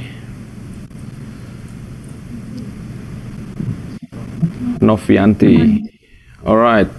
Okay. We can hear you now. Hello. Okay, can you hear me? Yes, loud and clear. Loud and clear. Okay, good. Okay, good afternoon, Mas Ben. How are you, Mas? Good. Okay, Mas. Thank you for your presentation. It was an amazing presentation. Okay. I have a question. In my observation, I see many people create startup just aim for profitability. Now, I want to ask Mas Ben, what strategies and practices would you recommend for designing a startup that not only aim for profitability but also places a strong emphasis on ecological sustainability? Can you provide example of startup of this that have successfully integrated ecological principle into their business models, and what lesson can aspiring entrepreneurs learn from their experiences? Okay, thank you. Yeah, thank you, Mbak Novianti. I think my principle, maybe the first one is like we need to make money from the first day we build startup. I mean, we have to understand what business model that we can bring. Because the ecological or social mission startup, they have no clear direction from where they get the money. So the first one is not the good will that you have, but the money will come from where, because this is the very different. We build a startup or a business and the community or activism activity. So the thing that I believe that we need to know from the first one, from where we get the money. The second one, I think that if we don't get the money from the first day, but we know we will get. I think Lindungi Hutan from the 4 earlier is struggling with the money. But we know that people can understand this. In 2020, people looking for us. In early 3 years, maybe I just approach every people to make planting trees with Lindungi Hutan and no result. But in after 3-4 years, 2020, 2021, pandemic, etc., people understand about that. So you have to understand from where you get the money. That's the idea for the business that can like us. I think Mas Haji dan Mbak Novi. All right. Okay, thank you so much for your response. It was just wonderful. Finally, we're going to get to that absolute point where we finally generate income, I should say. So we have one more questions here from Iga.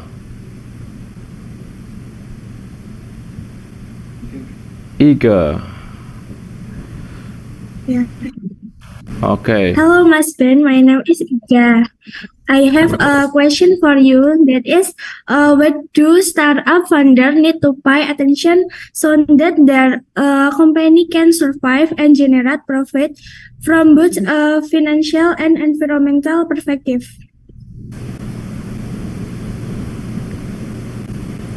Yeah, I don't know I will share the two things that not common, Mas Haji. The first one is you have to patient with sabar. The second one is you need to looking for your lucky. I think the two things that you can make. I think this is what I have to bring me for this point. I just sabar, consistent, persistent. What I do. Maybe in 3 tahun I have no money. I close. I exit. Maybe Lindungan is not like that for today. The second one is looking for lucky. I don't know. This is very not scientific, but we have not lucky. But you know, the lucky is the meat of the opportunity and the capacity.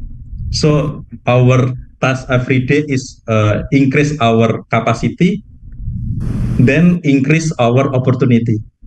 So lucky will come. Lindungan, the first ever we have a client, the big client is for K-pop fans. They happen after 4 years. The day we not have capacity and the opportunity, maybe we not have to lucky and Lindungan not like today. So you need to sabar. You need to going for lucky. I think that's the uncommon response, but I will talk to you that for close my session. This is my message. All right. So the key point here is sabar and lucky. All right. Once again, Mas Ben, thank you very much for your interesting presentation about ecological perspective to build startup. So please accept our certificate as a form of appreciation in recognition of the insightful knowledge that you shared with us today. We appreciate the time and also your dedication and also your outstanding presentation that you delivered. So please give a virtual round of applause for Mas Ben. Thank you very much.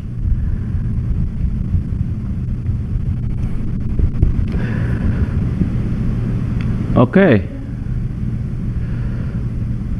All right. We come to an end. And before we end this amazing international seminar, I would like to conclude everything that business is rapidly evolved and they are trying to find opportunity in an unexplored territory by combining the traditional business practice and technology.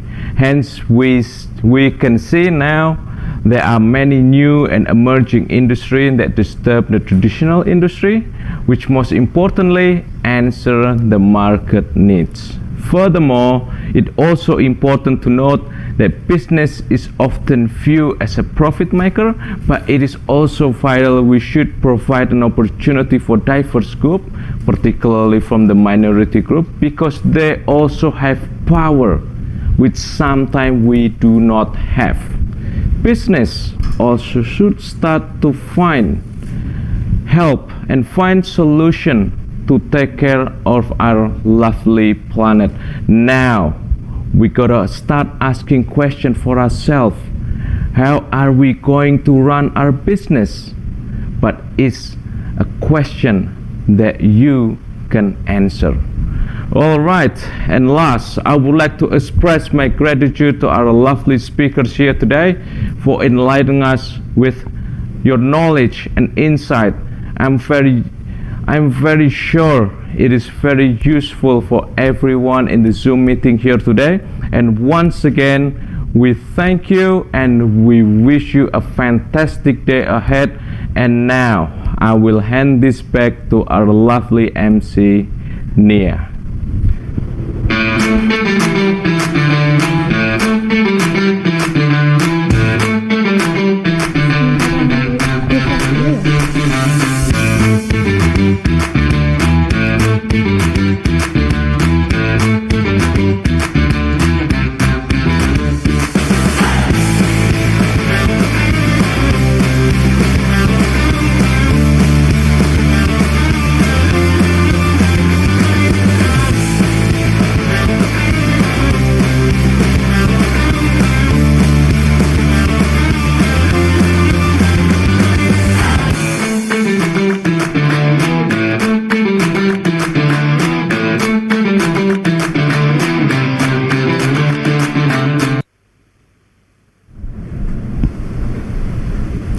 Thank you, Mr. Aji, for leading the seminar with an amazing enthusiasm. We sincerely appreciate your guidance throughout this seminar over the past hour as our moderator. Before we dive back into the event, I would like to thank each and every speaker for taking the time out of your busy schedules to be here with us today and deliver such a wonderful sessions. This session has not only been a reflection of the current business landscape, but a testament to the resilience and adaptability of our business and academic ecosystem. Our speakers have illuminated the path forward, sharing their insight and experiences, and together we've envisioned a future where sustainability is not a choice, but a way of life. As we approach the end of this international seminar, Navigating the Digital Transformation Landscape, Challenges and Strategies for Sustainable Business, supported by UNS Innovation Hub and LinkUp, I would like to express my heartfelt gratitude to all of you for remaining in the Zoom meeting during lunchtime, and your active participation, insightful discussions, and vibrant exchange of ideas are greatly appreciated. Throughout our time together, we've had the privilege of hearing from some of the brightest minds in the field, gaining valuable insight into the challenges and innovative strategies for a sustainable business amidst the ever-evolving digital landscape. Remember, challenges are opportunities in disguise, and in the face of digital transformation, sustainable business is not just a goal, it's a commitment to shaping a brighter tomorrow. Let us be the change that we want to see in the world. And lastly, I would like to thank all our distinguished guests and international lecturers for their invaluable insight and contribution to this event. I would also like to thank all the delegates who have participated actively and enthusiastically in the discussions and activities. Your presence have made this event a success. As we conclude, let's remember that the impact of this seminar doesn't stop here. It's a stepping stone to new opportunities, collaborations, and a broader understanding of the global challenges that we face. The digital transformation landscape is ever shifting, and it requires us to stay agile, informed, and connected. I encourage each of you to continue these discussions, keep sharing your ideas, and apply the insight you've gained today to your professional endeavors. On behalf of the organizing committee and our entire team on board, I would like to say a heartfelt thank you for being a part of this remarkable event. See you on another international seminar with Faculty of Economy and Business of Smart University. I am Nai, your Master of Ceremony, and I'm checking out. Thank you. Have a wonderful day ahead.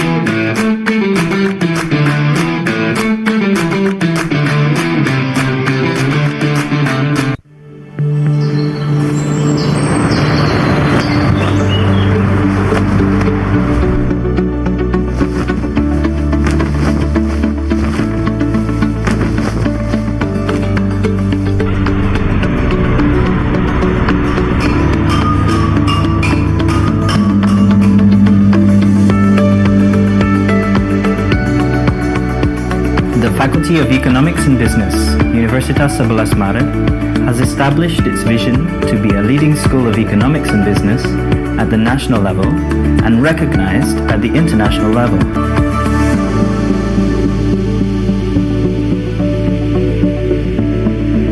Faculty of Economics and Business, Universitas 11 Maret has established its vision to be a leading school of economic and business in Indonesia and internationally recognized by delivering high-quality teaching, excellent research, and community empowerment. FEBUNS is a member of the AACSB, Association to Advance Collegiate School of Business. The Master of Management program of FEBUNS has been accredited by ABES 21, the Alliance on Business Education and Scholarship for Tomorrow, since 2016, while the undergraduate program in Management and the undergraduate program in Development Economics have been certified by the ASEAN University Network Quality Assurance since 2018 and 2019, respectively. Research outputs of FEBUNS have been among the top 5 in Indonesia. A number of articles written by academic staff have been published in prestigious, top-tier journals.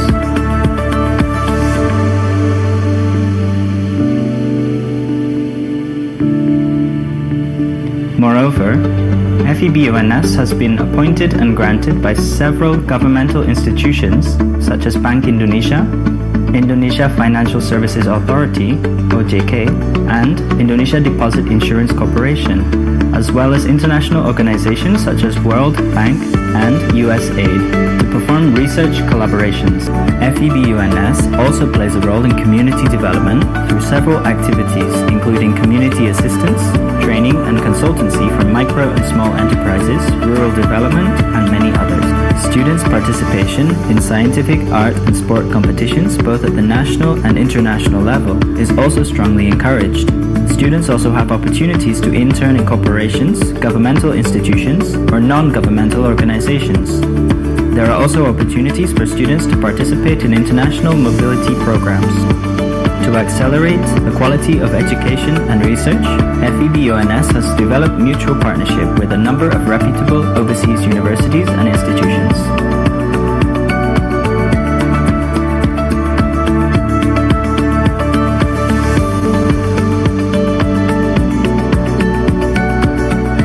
Under the current dynamic circumstances, FEBUNS is also kindly offering some programs for the Independent Learning Initiative, Campus Merdeka, such as student exchange, both domestic and international, research, internship, entrepreneurship, humanity project, and rural development.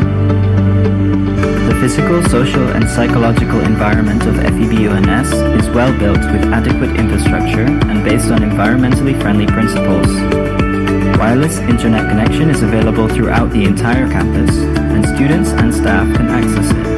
The faculty also provides several laboratories, including a computer lab, mini bank lab, export-import lab, Sharia banking lab, Grameen Bank lab, and investment gallery to support students' learning and research. During the COVID-19 pandemic, FEBUNS has kept the education delivered to students at a high level by transforming to a systematic and standardized online teaching and learning system.